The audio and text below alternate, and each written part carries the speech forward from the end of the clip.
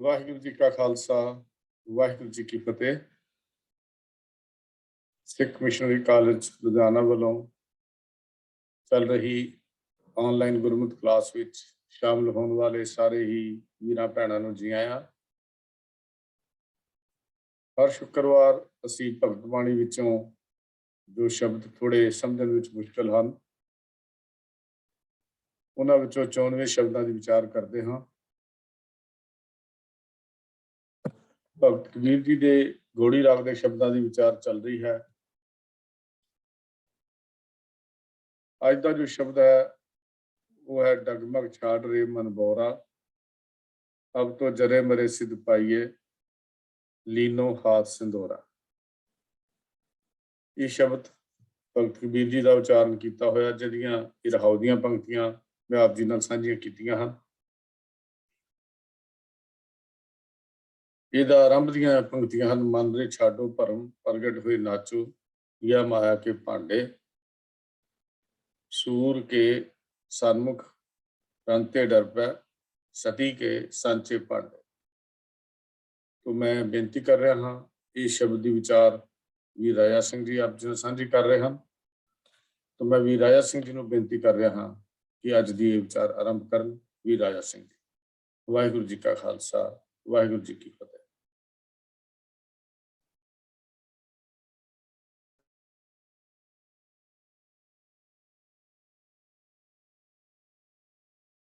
इक ओंकार सतनाम करता पुरख निर्भव निर्वैर काल मूरत अजूनी सैभं गुर प्रसाद। वाहिगुरू वाहिगुरू वाहिगुरू वाहिगुरू वाहिगुरू। वाहिगुरू जी का खालसा वाहिगुरू जी की फतेह। सारी संगत का अज दे इस प्रोग्राम में स्वागत है जी। तो जिस तरह वीर हरजीत सिंह जी ने हुणे दस्सिया, अज असी कबीर साहब जी दे बख्शे ये जो शब्द है उहदी विचार करांगे। तो शब्द का पहले आपां पाठ कर लेंगे। एमपी सिंह जी शब्द पढ़।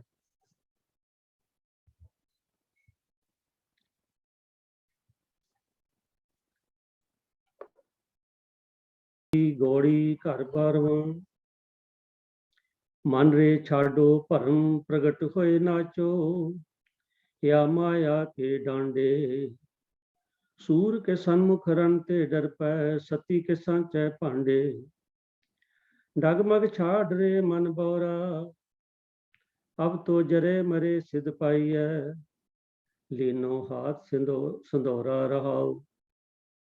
डगमग छाड़ रे मन बोरा, अब तो जरे मरे सिद्ध पाइए, लीनो हाथ संदोरा रहाओ। काम क्रोध माया के लीने, याबिद जगत बिगूता, कह कबीर राजा राम न छोड़ो, सगल ऊंच ते ऊंचा। तो साध संगत जी, ये शब्द श्री गुरु ग्रंथ साहब जी के पवित्र पन्ना 338 ते दर्ज है, जिहदा पाठ आप जी ने सरवण किया। शब्द का केंद्री भाव जिहड़ा वो रहाउ दी तुक विच है। Next slide. तो आओ आप पहले शब्द का जो केंद्री भाव है उन्होंने देखते हैं। रहाउ है जी, डगमग छाड़ रे मन बौरा, ऐ मेरे झल्ले मन तू डगमग छड़ दे। डगमग हुंदा साध संगत जी डके डोले खाना, भी कदी इधर जाना कदी उधर जाना, जिन्होंने आप कह सकते हैं अनडिसाइसिव, कोई फैसला नहीं कर सकना भी यह भी मैनू सज्जा हिस्सा भी चंगा लगता है, मैनू खब्बा पासा भी चंगा लगता है, मैं कदी सज्जे जाना कदी खब्बे जाना। उन्होंने कहते हैं डगमग। तो डगमग मीनस कि ड्यूअलिटी, जिन्होंने आप पंजाबी च द्वंद भी कहने, दुबदा भी कहने। तो शब्द जिहड़ा है ये बड़ा केवल दो बंद का शब्द है जी साध संगत। तो ये गल हैगी ये दुबदा की। तो आओ पहले मैनू खिमा करना, कुछ समा आप इस दुबदा ते गल करते हैं कि दुबदा है कि। ਦੁਬਦਾ ਸਾਧ ਸੰਗਤ ਸੀ। ਆਮ ਤੌਰ ਤੇ ਪੰਜਾਬੀ 'ਚ ਸਾਡੇ ਇੱਕ ਅਖਾਣ ਚੱਲਦਾ ਹੈ, ਜਿਹਨੂੰ ਕਹਿੰਦੇ ਦੁਬੇੜੀ ਲੱਤਾਂ। ਵੀ ਜਿਹੜਾ ਮਨੁੱਖ ਦੋ ਬੇੜੀਆਂ 'ਚ ਲੱਤਾਂ ਰੱਖੇ, ਉਹ ਕਦੀ ਵੀ ਪਾਰ ਨਹੀਂ ਹੋ ਸਕਦਾ। ਰਾਈਟ, ਇਸੇ ਤਰ੍ਹਾਂ ਜਿਹੜੀ ਦੁਬਦਾ ਹੈ ਸਾਡੇ ਮਨ ਦੀ, ਜਿਹੜਾ ਮਨੁੱਖ ਦੁਬਦਾ 'ਚ ਹੈ, ਦੁਬਦਾ ਵਿੱਚ ਕਦੀ ਵੀ ਉਹ ਕਿਸੇ ਪਾਸੇ ਨਹੀਂ ਜਾ ਸਕਦਾ, ਕਿਉਂਕਿ ਉਹ ਦੁਬਦਾ ਜਿਹੜੀ ਹੈ ਉਹਨੂੰ ਕਿਸੇ ਪਾਸੇ ਟਿਕਣ ਨਹੀਂ ਦਿੰਦੀ। ਦੇਖੋ, ਇੱਕ ਤਾਂ ਮਨੁੱਖ ਹੁੰਦੇ ਨੇ, ਜੇ ਚਲੋ ਆਪਾਂ ਧਾਰਮਿਕ ਖੇਤਰ ਦੀ ਗੱਲ ਲੈ ਲਈਏ, ਕੁਝ ਮਨੁੱਖ ਤੇ ਉਹਨੇ ਜਿਹੜੇ ਕਹਿੰਦੇ ਨੇ ਰੱਬ ਦੀ ਹੋਂਦ ਹੀ ਨਹੀਂ ਹੈ, ਗੱਲ ਖਤਮ ਹੋ ਗਈ। ਉਹਨਾਂ ਨੂੰ ਆਪਾਂ ਜਿਵੇਂ ਨਾਸਤਿਕ ਕਿਹਾ ਜਾਂਦਾ ਹੈ, ਉਹ ਤੇ ਕਹਿੰਦੇ ਰੱਬ ਦੀ ਹੋਂਦ ਹੀ ਹੈ ਨਹੀਂ ਜੀ, ਗੱਲ ਖਤਮ। ਖਾਓ ਪੀਓ, ਤੁਹਾਡਾ ਜਨਮ ਮਿਲਿਆ, ਖਾਓ ਪੀਓ ਮौज ਕਰੋ ਤੇ ਖਤਮ ਹੋ ਜਾਏ। ਪਰ ਦੂਸਰੇ ਪਾਸੇ ਉਹ ਲੋਕ ਨੇ ਜਿਹੜੇ ਧਰਮ ਵਿੱਚ ਵਿਸ਼ਵਾਸ ਰੱਖਦੇ ਨੇ, ਰੱਬ ਵਿੱਚ ਵਿਸ਼ਵਾਸ ਰੱਖਦੇ ਨੇ, ਬਹੁਤ ਗਿਣਤੀ ਇਹਨਾਂ ਦੀ। ਪਰ ਇਸ ਜਿਹੜੇ ਰੱਬ 'ਚ ਵਿਸ਼ਵਾਸ ਵੀ ਰੱਖਦੇ ਨਾ ਜੀ, ਉਹਨਾਂ ਵਿੱਚ ਬਹੁਤ ਗਿਣਤੀ ਉਹਨਾਂ ਦੀ ਹੈ ਜਿਹੜੇ ਸਾਰੀ ਉਮਰ ਦੁਬਦਾ 'ਚ ਰਹਿੰਦੇ। ਹਾਲਾਂਕਿ ਗੱਲ ਨਾ ਮੈਂ ਕਹਿ ਵੀ ਰਿਹਾ, ਤੁਸੀਂ ਸੁਣ ਰਹੇ ਹੋ, ਬੜੀ ਅਜੀਬ ਜੀ ਲੱਗੇਗੀ ਕਿ ਸਾਰੀ ਉਮਰ ਦੁਬਦਾ 'ਚ ਹੀ ਰਹਿੰਦੇ ਨੇ। ਵਾਕਈ ਸਾਰੀ ਉਮਰ ਦੁਬਦਾ 'ਚ ਹੀ ਰਹਿੰਦੇ। ਤੇ ਜਿਹੜਾ ਮਨੁੱਖ, ਮੈਂ ਪਹਿਲੇ ਬੇਨਤੀ ਕੀਤੀ ਹੈ, ਦੁਬਦਾ 'ਚ ਹੋਵੇ ਤੇ ਦਵੰਦ ਵਿੱਚ ਹੋਵੇ, ਡੁਐਲਿਟੀ ਜਿਹਨੂੰ ਕਹਿੰਦੇ ਨੇ, ਉਹਦਾ ਤੇ ਪਾਰ ਉਤਾਰਾ ਹੋ ਹੀ ਨਹੀਂ ਸਕਦਾ। ਇਹਦਾ ਮਤਲਬ ਉਹਦਾ ਜੀਵਨ ਜਿਹੜਾ ਐਵੇਂ ਜਾਇਆ, ਖਰਾਬ ਜਾ ਰਿਹਾ। ਬਿਲਕੁਲ ਠੀਕ ਹੈ, ਤੁਸੀਂ ਜੋ ਵੀ ਮੈਂ ਬੇਨਤੀ ਕਰ ਰਿਹਾ, ਤੁਸੀਂ ਬਿਲਕੁਲ ਠੀਕ ਸੁਣ ਰਹੇ ਹੋ ਕਿ ਦੁਬਦਾ ਵਿੱਚ ਰਹਿ ਕੇ ਮਨੁੱਖ ਦਾ ਜੀਵਨ ਕੇਵਲ ਨਸ਼ਟ ਹੁੰਦਾ ਹੈ, ਵੇਸਟ ਹੁੰਦਾ ਹੈ। ਅਸੀਂ ਸਿਰਫ ਦਿਨਾਂ ਨੂੰ ਧੱਕੇ ਦੇ ਰਹੇ। ਪਰ ਅਫਸੋਸ ਇਹ ਹੈ ਕਿ ਮੈਂ ਬੇਨਤੀ ਕੀਤੀ ਹੈ ਕਿ ਬਹੁਤ ਗਿਣਤੀ ਜਿਹੜੀ ਹੈ ਉਹ ਅਸੀਂ ਦੁਬਦਾ 'ਚ ਹੀ ਰਹਿੰਦੇ। ਦੇਖੋ, ਗੁਰੂ ਨਾਨਕ ਪਾਤਸ਼ਾਹ ਜੀ ਨੇ ਜਿਸ ਵੇਲੇ ਇਹ ਨਿਰਮਲ ਪੰਥ ਚਲਾਇਆ ਨਾ, ਤੇ ਭਾਈ ਗੁਰਦਾਸ ਜੀ ਨੇ ਕਿਹਾ ਨਾਨਕ ਨਿਰਮਲ ਪੰਥ ਚਲਾਇਆ, ਇਹ ਨਿਰਮਲ ਪੰਥ ਹੈ। ਔਰ ਗੁਰੂ ਅਰਜਨ ਸਾਹਿਬ ਜੀ ਨੇ ਵੀ ਬੜਾ ਸਪਸ਼ਟ ਕਰਤਾ ਕਿ ਸਰਵ ਧਰਮ ਹੈ ਸ੍ਰੇਸ਼ਟ ਧਰਮ, ਹਰਿ ਕੋ ਨਾਮ ਜਪ ਨਿਰਮਲ ਕਰਮ। ਗੁਰੂ ਨਾਨਕ ਪਾਤਸ਼ਾਹ ਜੀ ਨੇ ਜਿਸ ਵੇਲੇ ਸੰਸਾਰ ਤੇ ਆ ਕੇ ਦੇਖਿਆ, ਜਿਹਦਾ ਕਿ ਬੜਾ ਡਿਟੇਲ ਜ਼ਿਕਰ ਭਾਈ ਗੁਰਦਾਸ ਜੀ ਨੇ ਆਪਣੀਆਂ ਵਾਰਾਂ 'ਚ ਕੀਤਾ ਕਿ ਬਾਬਾ ਜੀ ਨੇ ਆ ਕੇ ਦੇਖਿਆ ਗੁਰੂ ਨਾਨਕ ਪਾਤਸ਼ਾਹ ਜੀ ਨੇ ਕਿ ਸਾਰੇ ਪਾਸੇ ਜਗਤ ਵਿੱਚ ਤਰ੍ਹਾਂ ਤਰ੍ਹਾਂ ਮੱਚੀ। ਇਹ ਨਹੀਂ ਕਿ ਉਸ ਵੇਲੇ ਮਜ਼ਹਬ ਨਹੀਂ ਸਨ, ਮਜ਼ਹਬ ਸੀ ਕਿ ਬੜੇ ਮਜ਼ਹਬ ਸਨ। ਹਿੰਦੂ ਸੀ, ਜੋਗੀ ਸੀ, ਤੇ ਹੋਰ ਕਈ ਤਰ੍ਹਾਂ ਦੇ ਮਜ਼ਹਬ ਜਿਹੜੇ ਨੇ, ਤੇ ਜਿਵੇਂ ਅੱਜ ਵੀ ਅਸੀਂ ਦੇਖਦੇ ਹਾਂ ਕਿਤਨੇ ਮਜ਼ਹਬ ਨੇ। ਮਜ਼ਹਬ ਤਾਂ ਉਸ ਵੇਲੇ ਵੀ ਸੀਗੇ, ਔਰ ਲੋਕੀ ਆਪਣੇ ਆਪ ਨੂੰ ਧਾਰਮਿਕ ਅਖਵਾਉਂਦੇ ਸੀ, ਧਾਰਮਿਕ ਸੀਗੇ ਵੀ। ਪਰ ਬਹੁ ਗਿਣਤੀ ਜਿਹੜੀ ਹੈ ਉਸ ਵੇਲੇ ਵੀ ਉਹ ਜਿਹੜਾ ਸੋ ਕਾਲਡ ਆਪਾਂ ਜਿਹਨੂੰ ਆਪਾਂ ਧਰਮ ਦਾ ਨਾਮ ਵੀ ਦੇ ਦਿੰਦੇ ਹਾਂ, ਉਹਦੇ ਵਿੱਚ ਕੀ ਸੀਗਾ? ਕਰਮ ਕਾਂਡ ਪ੍ਰਧਾਨ ਸੀਗਾ। ਵੀ ਇਹ ਕਰ ਲਓ, ਉਹ ਕਰ ਲਓ। ਕਰਮ ਕਾਂਡ, ਵਹਿਮ ਭਰਮ, ਟੂਣੇ ਟੱਪੇ, ਜਾਦੂ ਟੂਣੇ ਸਾਰੇ ਪ੍ਰਧਾਨ ਸਨ। ਤੇ ਗੁਰੂ ਨਾਨਕ ਪਾਤਸ਼ਾਹ ਜੀ ਨੇ ਆ ਕੇ, ਜਿਵੇਂ ਆਪਾਂ ਕਹਿੰਦੇ ਨੇ, ਛਾਨਣਾ ਲਾਤਾ। ਉਹਨਾਂ ਨੇ ਛਾਨਣਾ ਲਾਇਆ ਕਿ ਜਿੰਨੀਆਂ ਚੀਜ਼ਾਂ ਜਿਹੜੀਆਂ ਨੇ, ਜਿਹੜੀਆਂ ਨੂੰ ਧਰਮ ਕਿਹਾ ਜਾਂਦਾ ਹੈ ਪਰੰਤੂ ਹੈ ਧਰਮ ਨਹੀਂ, ਉਹਨਾਂ ਨੂੰ ਗੁਰੂ ਨਾਨਕ ਪਾਤਸ਼ਾਹ ਜੀ ਨੇ ਬਾਹਰ ਕੱਢ ਕੇ ਸੁੱਟ ਦਿੱਤਾ। ਵੀ ਜੇ ਕੋਈ ਸਮਝੇ ਵੀ ਮੈਂ ਕੇਵਲ ਤੀਰਥਾਂ ਤੇ ਇਸ਼ਨਾਨ ਕਰਕੇ ਮੇਰਾ ਜੀਵਨ ਸਫਲ ਹੋ ਜਾਏਗਾ, ਤੇ ਗੁਰੂ ਨਾਨਕ ਪਾਤਸ਼ਾਹ ਜੀ ਨੇ ਕਿਹਾ ਵੀ ਨਹੀਂ, ਤੀਰਥ ਨਾਵਣ ਜਾਓ, ਤੀਰਥ ਨਾਮ ਹੈ, ਤੀਰਥ ਸ਼ਬਦ ਵਿਚਾਰ ਅੰਤਰ ਗਿਆਨ। ਗੱਲ ਸਪਸ਼ਟ ਕਰਤੀ ਗੁਰੂ ਨਾਨਕ ਪਾਤਸ਼ਾਹ ਜੀ। ਤਾਂ ਇਸੇ ਤਰ੍ਹਾਂ ਜੇਕਰ ਕੋਈ ਜੰਤਰਾਂ ਮੰਤਰਾਂ ਦਾ, ਟੂਣੇ ਟੱਪਿਆਂ ਦਾ ਕੰਮ ਕਰਦਾ ਸੀ, ਤੇ ਅਸੀਂ ਗੁਰ ਇਤਿਹਾਸ ਪੜ੍ਹਦੇ ਹਾਂ, ਗੁਰੂ ਨਾਨਕ ਪਾਤਸ਼ਾਹ ਜੀ ਨਾਲ ਵੀ ਇਹੋ ਜਿਹੇ ਲੋਕ ਟੱਕਰੇ ਜਿਨ੍ਹਾਂ ਨੇ ਇਸ ਤਰ੍ਹਾਂ ਕੀਤਾ। ਕੁਝ ਲੋਕ ਐਸੇ ਸਨ ਜਿਹੜੇ ਸਮਝੇ ਸਨ ਕਿ ਇਹ ਗਿਆਨ ਹਾਸਲ ਕਰਨਾ ਹੀ ਕਾਫੀ ਹੈ। ਉਹਨਾਂ ਨੂੰ ਆਪਣੇ ਗਿਆਨ ਤੇ ਬੜਾ ਮਾਣ ਸੀਗਾ, ਪਰੰਤੂ ਸ਼ਰਧਾ ਵਿੱਚ ਹੈ ਨਹੀਂ ਸੀ। ਕੇਵਲ ਗਿਆਨ ਤੇ ਮਾਣ ਸੀ, ਅਹੰਕਾਰ ਸੀ। ਗਿਆਨ ਪ੍ਰਾਪਤ ਕਰਕੇ ਵੀ, ਗਿਆਨ ਦੀਆਂ ਗੱਲਾਂ ਕਰਕੇ ਵੀ, ਸਮਝ ਕੇ ਵੀ, ਉਹਨਾਂ ਦੇ ਅੰਦਰ ਜਿਹੜੀ ਅਹੰਕਾਰ ਦੀ ਲਹਿਰ ਸੀ, ਉਹਨਾਂ ਨੂੰ, ਉਹ ਜਿਹੜੀ ਅਹੰਕਾਰ ਹੈ ਉਹ ਦੁਬਦਾ ਸੀ। ਦੁਬਦਾ ਕਰਕੇ ਉਹਨਾਂ ਦਾ ਵੀ ਕੁਛ ਨਾ ਬਣਿਆ। ਗੁਰੂ ਨਾਨਕ ਪਾਤਸ਼ਾਹ ਜੀ ਨੇ ਉਸ ਗੱਲ ਨੂੰ ਵੀ ਰਿਜੈਕਟ ਕਰਤਾ। ਆਪਾਂ ਜਿਵੇਂ ਆਸਾ ਕੀ ਵਾਰ 'ਚ ਪੜ੍ਹਦੇ ਹਾਂ ਕਿ ਪੜ੍ਹ ਪੜ੍ਹ ਗੱਡੀ ਲੱਦੀ ਹੈ, ਪੜ੍ਹ ਪੜ੍ਹ ਭਰੀ ਹੈ ਖਾਰ। ਗੁਰੂ ਨਾਨਕ ਪਾਤਸ਼ਾਹ ਜੀ ਨੇ ਕਿਹਾ ਵੀ ਨਹੀਂ। ਤੋ ਕਹਿਣ ਦਾ ਸੰਖੇਪ ਮੈਂ ਕਰਾਂ ਜੀ, ਗੁਰੂ ਨਾਨਕ ਪਾਤਸ਼ਾਹ ਜੀ ਨੇ ਇਹ ਦੱਸਿਆ ਕਿ ਜਿਹੜਾ ਨਿਰਮਲ ਪੰਥ ਹੈ ਉਹ ਕੀ ਹੈ। ਉਹ ਜਿਹੜਾ ਨਿਰਮਲ ਪੰਥ ਹੈ ਨਾ ਸਾਧ ਸੰਗਤ ਜੀ, ਉਹਦੇ 'ਚ ਦੁਬਦਾ ਨਹੀਂ। ਤੋ ਹੁਣ ਬੜੀ ਸਿੱਧੀ ਗੱਲ ਹੈ, ਜੇਕਰ ਅਸੀਂ ਦੁਬਦਾ 'ਚ ਤੁਰੇ ਫਿਰਦੇ ਹਾਂ ਤੇ ਫਿਰ ਅਸੀਂ ਉਸ ਨਿਰਮਲ ਪੰਥ ਦੇ ਪੰਥੀ ਨਹੀਂ ਬਣੇ। ਇਹ ਗੱਲ ਮੇਰੀ ਭਾਵੇਂ ਹਜ਼ਮ ਹੋਣੀ ਔਖੀ ਹੈ, ਪਰ ਮੈਂ ਜਿਸ ਵੇਲੇ ਦੇਖਦਾ ਵੀ ਹੈ ਅੱਜ ਕੱਲ੍ਹ, ਹੁਣੇ ਆਪਾਂ ਕਾਫੀ ਸਮਾਂ ਲਾ ਕੇ ਸਿੱਖ ਰਹਿਤ ਮਰਿਆਦਾ ਪੂਰੀ ਘੋਖ ਕੇ ਪੜ੍ਹੀ ਸੁਣੀ, ਤੇ ਮੈਂ ਜਿਸ ਵੇਲੇ ਧਿਆਨ ਮਾਰਦਾ ਜੀ, ਜੇ ਅਸੀਂ ਆਪਣੇ ਵੱਲ ਦੇਖੀਏ ਤੇ ਮੈਨੂੰ ਤੇ ਲੱਗਦਾ ਵੀ ਅਸੀਂ ਸਿੱਖ ਰਹਿਤ ਮਰਿਆਦਾ ਜਿਹੜੀ ਅੱਧੀ ਵੀ ਨਹੀਂ ਮੰਨਦੇ।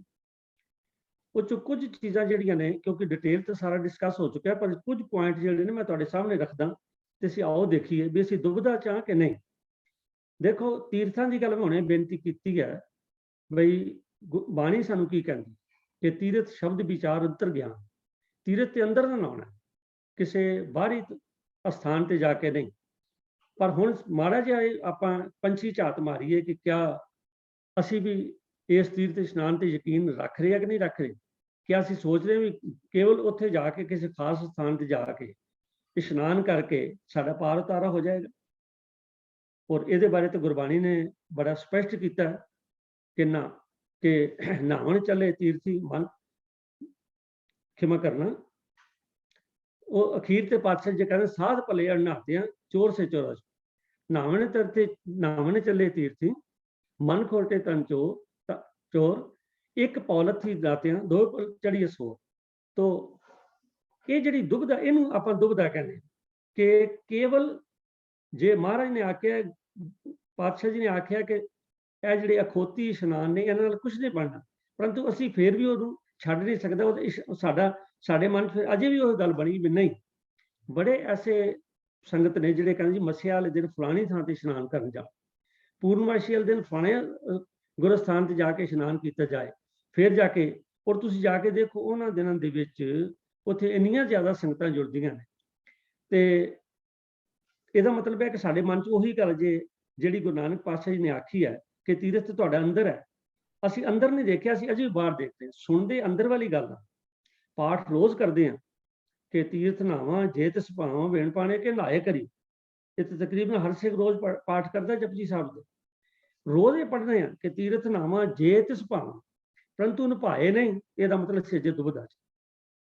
ਇਸੇ ਤਰ੍ਹਾਂ ਹੋਰ ਬੜੀਆਂ ਗੱਲਾਂ ਨੇ, ਜੇ ਮੈਂ ਕੁਝ ਪੁਆਇੰਟ ਜਿਹੜੇ ਨੇ ਡਿਸਕਸ ਤੁਹਾਡੇ ਲਈ ਇਸ ਕਰਕੇ ਕਰ ਰਹੇ ਹਾਂ ਕਿ ਅਸੀਂ ਸੋਚੀਏ ਕਿ ਆਇਆ ਅਸੀਂ ਦੁਬਿਧਾ 'ਚ ਹਾਂ ਕਿ ਨਹੀਂ। ਮੈਂ ਫਿਰ ਬੇਨਤੀ ਕਰਦਾ, ਦੁਬਿਧਾ ਕੀ ਹੁੰਦੀ ਹੈ ਕਿ ਇੱਕ ਅਸਲੀਅਤ ਸਾਨੂੰ ਪਤਾ ਹੈ ਕਿ ਇਹ ਚੀਜ਼ ਗੁਰਬਾਣੀ ਕਹਿੰਦੀ, ਪਰੰਤੂ ਸਮਝਣ ਦੇ ਬਾਵਜੂਦ ਜੇ ਅਸੀਂ ਉੱਤੇ ਨਹੀਂ ਚੱਲਦੇ, ਇਹਦਾ ਮਤਲਬ ਅਸੀਂ ਦੁਬਿਧਾ 'ਚ ਹੈਗੇ। ਬਸ ਉਹਨੂੰ ਬਾਣੀ ਨੂੰ ਛੱਡ ਵੀ ਨਹੀਂ ਸਕਦੇ, ਉਹ ਤੇ ਵਿਸ਼ਵਾਸ ਵੀ ਨਹੀਂ ਛੱਡ ਸਕਦੇ, ਪਰੰਤੂ ਉੱਤੇ ਪੂਰੇ ਉਤਰਦੇ ਵੀ ਨਹੀਂ। ਇਹਨੂੰ ਆਪਾਂ ਡੁਐਲਿਟੀ ਕਹਿੰਦੇ, ਵੀ ਨਾ ਇੱਧਰ ਕੇ ਨਾ ਉੱਧਰ। ਹੁਣ ਜਾਤ ਪਾਤ ਦੀ ਗੱਲ ਲੈ ਲਓ, ਬੜਾ ਸਪਸ਼ਟ ਗੁਰੂ ਗ੍ਰੰਥ ਸਾਹਿਬ ਜੀ ਦੀ ਬਾਣੀ 'ਚ ਵੀ ਆਇਆ, ਜਾਤ ਕਾ ਗਰਬ ਨਾ ਕਰਿਓ ਕੋਈ। ਸਿੱਖ ਰਹਿਤ ਮਰਿਆਦਾ 'ਚ ਲਿਖਿਆ ਵੀ ਜਾਤ ਪਾਤ ਦਾ, ਛੂਤ ਛਾਤ ਦਾ ਭੇਦਭਾਵ ਜਿਹੜਾ ਸਿੱਖ ਨਾ ਰੱਖੇ। ਪਰ ਫਿਰ ਵੀ ਆਪਾਂ ਦੇਖਦੇ ਹਾਂ ਵੀ ਆਇਆ ਅਸਲੀਅਤ 'ਚ ਕੀ। ਗੁਰਬਾਣੀ ਨੂੰ ਮੰਨਣ ਵਾਲੇ ਕਿ ਆ ਜਾਤ ਪਾਤ ਤੇ ਵਿਸ਼ਵਾਸ ਰੱਖਦੇ ਕਿ ਨਹੀਂ ਰੱਖਦੇ। ਜੇ ਰੱਖਦੇ ਆ ਤੇ ਇਹ ਤਾਂ ਦੁਬਿਧਾ, ਇਹੀ ਤਾਂ ਦੁਬਿਧਾ ਹੈ। ਇਸੇ ਤਰ੍ਹਾਂ ਹੋਰ ਬੜੀਆਂ ਗੱਲਾਂ ਨੇ, ਕੋਈ ਜੰਤਰ ਹੈ, ਕੋਈ ਮੰਤਰ ਹੈ, ਜਦ ਕਿ ਗੁਰਬਾਣੀ ਬੜਾ ਸਪਸ਼ਟ ਕਹਿੰਦੀ ਹੈ ਵੀ ਕੀਤਾ ਕਰਨਾ ਸਰਬ ਰਜਾਈ ਕਿਛ ਕੀਚੈ ਜੇ ਕਰ ਸਕੀ। ਪਰ ਅਸੀਂ ਕੀ ਹੈ, ਅਸੀਂ ਅਜੇ ਵੀ ਸਾਡੇ 'ਚ ਜੇ ਬਹੁ ਗਿਣਤੀ ਨਹੀਂ ਤੇ ਕੁਝ ਗਿਣਤੀ ਜ਼ਰੂਰ ਹੈ ਜਿਹੜੀ ਲੋਕ ਇਹਨਾਂ ਜੰਤਰਾਂ ਮੰਤਰਾਂ ਟੂਣੇ ਟੱਪਿਆਂ ਤੇ ਵਿਸ਼ਵਾਸ ਰੱਖਦੀ। ਹਾਲਾਂਕਿ ਮੱਥਾ ਗੁਰੂ ਗ੍ਰੰਥ ਸਾਹਿਬ ਜੀ ਨੂੰ ਟੇਕਦੇ ਨੇ, ਆਪਣੇ ਆਪ ਨੂੰ ਅਰਪਣ ਗੁਰੂ ਗ੍ਰੰਥ ਸਾਹਿਬ ਜੀ ਨੂੰ ਕਰਦੇ ਨੇ, ਪਰੰਤੂ ਗੁਰੂ ਗ੍ਰੰਥ ਸਾਹਿਬ ਦੇ ਵਿੱਚ ਜਿਹੜੀਆਂ ਗੱਲਾਂ ਲਿਖੀਆਂ ਨੇ ਇਹਨਾਂ ਵਹਿਮਾਂ ਭਰਮਾਂ ਬਾਰੇ, ਉਹਨਾਂ ਨੂੰ ਵੀ ਨਹੀਂ ਛੱਡ ਸਕਦੇ। ਕਿਉਂਕਿ ਕਹਿਣਾ ਬੜਾ ਸੌਖਾ ਹੈ ਕਿ ਮੈਂ ਇਹ ਨਹੀਂ ਕਰਨਾ ਜੀ, ਮੈਂ ਇਹ ਨਹੀਂ ਕਰਨਾ ਚਾਹੀਦਾ ਜੀ, ਪਰੰਤੂ ਉਹਨੂੰ ਪ੍ਰੈਕਟੀਕਲੀ ਛੱਡਣਾ, ਜਿੰਨਾ ਚਿਰ ਅਸੀਂ ਉਹਨੂੰ ਪ੍ਰੈਕਟੀਕਲੀ ਨਹੀਂ ਛੱਡਦੇ, ਅਸੀਂ ਉਸ ਵੇਲੇ ਸਮਝੋ ਦੁਬਿਧਾ 'ਚ। ਇਸੇ ਤਰ੍ਹਾਂ ਥਿਤਵਾਰ ਦੀ ਗੱਲ ਆਉਂਦੀ ਹੈ, ਰੁਤਮਾਂ ਦੀ ਗੱਲ ਆਉਂਦੀ ਹੈ। ਬੜੇ ਲੋਕ ਜਿਹੜੇ ਨੇ ਕਹਿੰਦੇ ਨੇ ਜੀ ਐਸ ਉੱਤੇ ਇਹ ਕੰਮ ਨਹੀਂ ਕਰਨਾ, ਐਸ ਵਾਰ ਇਹ ਕੰਮ ਨਹੀਂ ਕਰਨਾ, ਐਸ ਵਾਰ ਇਹ ਨਹੀਂ ਕੰਮ ਕਰਨਾ, ਇਹ ਦਿਨ ਬੜਾ ਚੰਗਾ। ਹਾਲਾਂਕਿ ਸਾਰੇ ਦਿਨ ਰੱਬ ਜੀ ਦੇ ਬਣਾਏ ਨੇ। ਔਰ ਬਾਣੀ 'ਚ ਆਪਾਂ ਪੜ੍ਹਦੇ ਹਾਂ, ਮਹਾ ਦਿਵਸ ਮੂਰਤ ਭਲੇ ਜਿਸ ਕੋ ਨਦਰ ਕਰੇ ਨਾਨਕ ਮੰਗੈ ਦਰਸ਼ਦਾਨ ਕਿਰਪਾ ਕਰੋ ਹਰੇ। ਇਹ ਬਾਣੀ 'ਚ ਆਪਾਂ ਪੜ੍ਹਦੇ ਹਾਂ। ਔਰ ਜੇ ਜਿਸ ਦਿਨ ਇਹ ਬਾਣੀ 'ਚ ਆਪਾਂ ਪੜ੍ਹਦੇ ਹਾਂ, ਤਕਰੀਬਨ 1 ਮਹੀਨੇ ਬਾਅਦ ਤੇ ਜ਼ਰੂਰ ਪੜ੍ਹਦੇ ਹਾਂ, ਜਿਸ ਦਿਨ ਆਪਾਂ ਕਹਿੰਦੇ ਸੰਗਰਾਂਦ। ਸੰਗਰਾਂਦ ਵਾਲੇ ਦਿਨ ਬਹੁਤ ਸਾਰੇ ਲੋਕੀ ਉਚੇਚੇ ਤੌਰ ਤੇ ਗੁਰਦੁਆਰਿਆਂ 'ਚ ਜ਼ਰੂਰ ਜਾਣਗੇ ਵੀ ਇਹ ਸੰਗਰਾਂਦ। ਜਦ ਕਿ ਮਹਾਰਾਜ ਨੇ ਕਿਹਾ ਕਿ ਮਹਾ ਦਿਵਸ ਮੂਰਤ ਭਲੇ ਜਿਸ ਕੋ ਅੰਦਰ ਕਰੇ। ਉੱਥੇ ਜਾ ਕੇ ਤੁਕ ਵੀ ਇਹ ਸੁਣਦੇ ਆ ਕਿ ਉਹ ਹਰ ਦਿਨ ਅੱਛਾ, ਸੋਈ ਦਿਨ ਸੁਹਾਵੜਾ ਜਾਂ ਪ੍ਰਭਾਵ ਵਿੱਚ ਹਰ ਦਿਨ ਚੰਗਾ ਜੇ ਵਾਹਿਗੁਰੂ ਯਾਦ ਕਰੀਏ। ਤੇ ਆਪਾਂ ਰੋਜ਼ ਕਿਉਂ ਨਾ ਵਾਹਿਗੁਰੂ ਨੂੰ ਯਾਦ ਕਰੀਏ, ਜਦ ਕਿ ਸਾਨੂੰ ਹੁਕਮ ਹੈਗਾ ਸਾਥ ਸਾਥ ਸਿਮਰੋ ਗੋਬਿੰਦ। ਅਸੀਂ ਫਿਰ ਇੱਕ ਦਿਨ ਪਰਟੀਕੂਲਰ ਦਿਨ ਨੂੰ ਚੁਣਦੇ ਹਾਂ, ਇਹ ਦੁਬਿਧਾ ਨਹੀਂ ਤੇ ਹੋਰ ਕੀ। ਮੈਂ ਬੇਨਤੀ ਕਰਦੀ ਹਾਂ ਸਾਧ ਸੰਗਤ ਜੀ, ਸਾਰੇ ਗੁਰੂ ਗ੍ਰੰਥ ਸਾਹਿਬ ਵਿੱਚ ਸੰਗਰਾਂਦ ਲਫ਼ਜ਼ ਕਿਤੇ ਵੀ ਨਹੀਂ ਆਇਆ, ਸਾਰੇ ਗੁਰੂ ਗ੍ਰੰਥ ਸਾਹਿਬ। ਪਰੰਤੂ ਹਰ ਗੁਰਦੁਆਰਾ ਸਾਹਿਬ ਵਿਖੇ ਸੰਗਰਾਂਦ ਵਾਲੇ ਦਿਨ ਉਚੇਚੇ ਦੀਵਾਨ ਸਜਦੇ ਨੇ। ਔਰ ਕਾਫੀ ਪਿਛਲੇ ਸਮਿਆਂ ਤੋਂ ਮੈਂ ਦੇਖਿਆ ਉੱਥੇ ਪੰਜਾਬ ਵਿੱਚ ਕਿ ਸਵੇਰ ਤੋਂ ਇਲਾਵਾ ਸ਼ਾਮ ਨੂੰ ਵੀ ਚੇਚਾ ਸੰਗਰਾਂਦ ਦਾ ਦਿਨ ਸਜਦਾ। ਔਰ ਖਿਮਾ ਕਰਨਾ ਕੀਰਤਨ ਦਰਬਾਰ ਜਾਂ ਕੁਛ ਨਾ ਕੁਛ ਜਿਹੜਾ ਉਹ ਜ਼ਰੂਰ ਹੁੰਦਾ ਪ੍ਰੋਗਰਾਮ ਵੀ ਅੱਜ ਸੰਗਰਾਂਦ ਹੈ। ਇਹਦਾ ਮਤਲਬ ਹੈ ਸੰਗਰਾਂਦ ਜਿਹੜਾ ਲਫ਼ਜ਼ ਗੁਰੂ ਗ੍ਰੰਥ ਸਾਹਿਬ ਵਿੱਚ ਵੀ ਨਹੀਂ ਹੈ, ਉਹਨੂੰ ਅਸੀਂ ਇੰਨੀ ਇੰਪੋਰਟੈਂਸ ਦਿੱਤੀ ਹੈ। ਔਰ ਇੱਥੇ ਤੱਕ ਜਿਹੜੇ ਸਾਡੇ ਕੇਂਦਰੀ ਸਥਾਨ ਨੇ ਉੱਥੇ ਵੀ ਬਕਾਇਦਾ ਬੋਰਡ ਦੇ ਉੱਤੇ ਲਿਖ ਕੇ ਲਾਇਆ ਹੁੰਦਾ ਸੰਗਰਾਂਦ ਫਲਾਣੇ ਦਿਨ ਹੈ, ਪੂਰਨਮਾਸ਼ੀ ਫਲਾਣੇ ਦਿਨ ਹੈ, ਮੱਸਿਆ ਫਲਾਣੇ ਦਿਨ। ਜਦ ਕਿ ਗੁਰਬਾਣੀ 'ਚ ਲਿਖਿਆ ਕਿ 14 ਅਮਾਵਸ ਰਚ ਰਚ ਮੰਗੈ ਹਾਂ ਤੇ ਇਹ ਸਾਰੇ ਮੰਗਣ ਦੇ ਬਾਣੇ ਬਣਾਏ, ਹਾਥ ਦੀਪ ਕੂਹੇ ਭਰੇ। ਇਹ ਦੁਬਦਾ ਨਹੀਂ ਤੇ ਹੋਰ ਕੀ ਹੈ ਸਾਧ ਸੰਗਤ ਜੀ। ਗੁਰਬਾਣੀ ਕੁਛ ਕਹਿੰਦੀ ਹੈ, ਅਸੀਂ ਪ੍ਰੈਕਟੀਕਲ ਕੁਛ ਕਰਦੇ। ਬਾਕੀ ਤੇ ਗੱਲਾਂ ਸ਼੍ਰੀ ਜੀ ਨੇ ਬੇਨਤੀ ਕੀਤੀ ਹੈ ਕਿ ਸਾਡੇ ਧਰਮ ਸਥਾਨਾਂ ਤੇ ਵੀ ਉਹ ਗੱਲਾਂ ਕੀਤੀਆਂ ਜਾਂਦੀਆਂ ਨੇ ਔਰ ਬਕਾਇਦਾ ਪ੍ਰਬੰਧਕ ਸੱਜਣ ਜਿਹੜੇ ਨੇ ਅਨਾਉਂਸ ਕਰਦੇ ਨੇ ਜੀ ਵੀ ਇਹ ਸੰਗਰਾਂਦ ਦਾ ਦਿਨ ਹੈ, ਬੜਾ ਮੁਬਾਰਕ ਦਿਨ ਹੈ, ਸਭ ਨੂੰ ਵਧਾਈਆਂ ਹੋਣ ਜੀ। ਹਰ ਦਿਨ ਮੁਬਾਰਕ ਹੈ, ਸੋਈ ਦਿਨ ਸੁਹਾਵਣਾ। ਮੈਂ ਦੇਖਿਆ ਸਵੇਰ ਦਾ ਉੱਠ ਕੇ ਮੇਰੇ WhatsApp ਤੇ ਪਤਾ ਨਹੀਂ ਕਿੰਨੇ ਹੀ ਆਏ ਨੇ ਜੀ ਸੰਗਰਾਂਦ ਦਾ ਪਵਿੱਤਰ ਦਿਨ ਹੈ ਜੀ, ਬੜੀਆਂ ਬੜੀਆਂ ਮੁਬਾਰਕਾਂ ਹੋਣ। ਠੀਕ ਹੈ, ਇਹ ਦੁਬਦਾ ਨਹੀਂ ਤੇ ਹੋਰ ਕੀ। ਸੋ ਖੈਰ ਮੈਂ ਸ਼ਾਰਟ ਕਰਾਂ ਜੀ ਕਿ ਇਹ ਜੇ ਸਾਰੇ ਦਿਨ ਬਰਾਬਰ ਨੇ ਫਿਰ ਉਚੇਚੇ ਤੌਰ ਤੇ ਗੁਰੂ ਘਰਾਂ 'ਚ ਵੀ ਇਹ ਦਿਨ ਜਿਹੜੇ ਨੇ ਇਹਨਾਂ ਦੀ ਇੰਪੋਰਟੈਂਸ ਦਿਖਾ ਕੇ ਗੱਲ ਕੀਤੀ ਜਾਂਦੀ ਹੈ ਤੇ ਇਹ ਸਾਰੀ ਦੁਬਦਾਈ ਹੈ। ਇਸ ਦੁਬਦਾ ਚੋਂ ਨਿਕਲਣ ਦੀ ਲੋੜ ਹੈ। ਅੱਜ ਦਾ ਜਿਹੜਾ ਸ਼ਬਦ ਹੈ ਉਹ ਜੀ ਕਬੀਰ ਸਾਹਿਬ ਜੀ ਰਹਾਉ ਦੀ ਤੁਕ ਵਿੱਚ ਇਹੀ ਕਹਿੰਦੇ ਨੇ ਕਿ ਡਗਮਗ ਛਾੜ ਰੇ ਮਨ ਬੋਰਾ, ਅਬ ਤੋਂ ਜਰੇ ਮਰੇ ਸਿੱਧ ਪਾਈ ਹੈ, ਲੀਨੋ ਹਾਥ ਸੰਧੋਰਾ। ਮੈਂ ਜਿਸ ਤਰ੍ਹਾਂ ਪਹਿਲੇ ਅਰਜ਼ ਕਰ ਚੁੱਕਿਆ ਕਿ ਡਗਮਗ ਦਾ ਮਨ ਹੈ ਵੀ ਬੰਦਾ ਮਤਲਬ ਅਨਸਟੇਬਲ, ਕਦੀ ਸੱਜੇ ਜਾ ਰਿਹਾ, ਕਦੀ ਖੱਬੇ ਜਾ ਰਿਹਾ, ਕਦੀ ਰੱਬ ਦੀ ਗੱਲ ਸੁਣ ਰਿਹਾ, ਕਦੀ ਮਨ ਦੀ ਗੱਲ ਸੁਣ ਰਿਹਾ। ਇਹ ਦੁਬਦਾ ਵਿੱਚ ਫਸਿਆ। ਤੇ ਕਬੀਰ ਸਾਹਿਬ ਜੀ ਕਹਿੰਦੇ ਨੇ ਇਹ ਝੱਲੇ ਮਨ ਬੋਰਾ ਹੁੰਦਾ ਝੱਲਾ, ਡਗਮਗ ਛਾੜ ਰੇ ਮਨ ਬੋਰਾ, ਇਹ ਝੱਲੇ ਮਨ ਇਸ ਡਗਮਗ ਨੂੰ ਛੱਡ ਦੇ।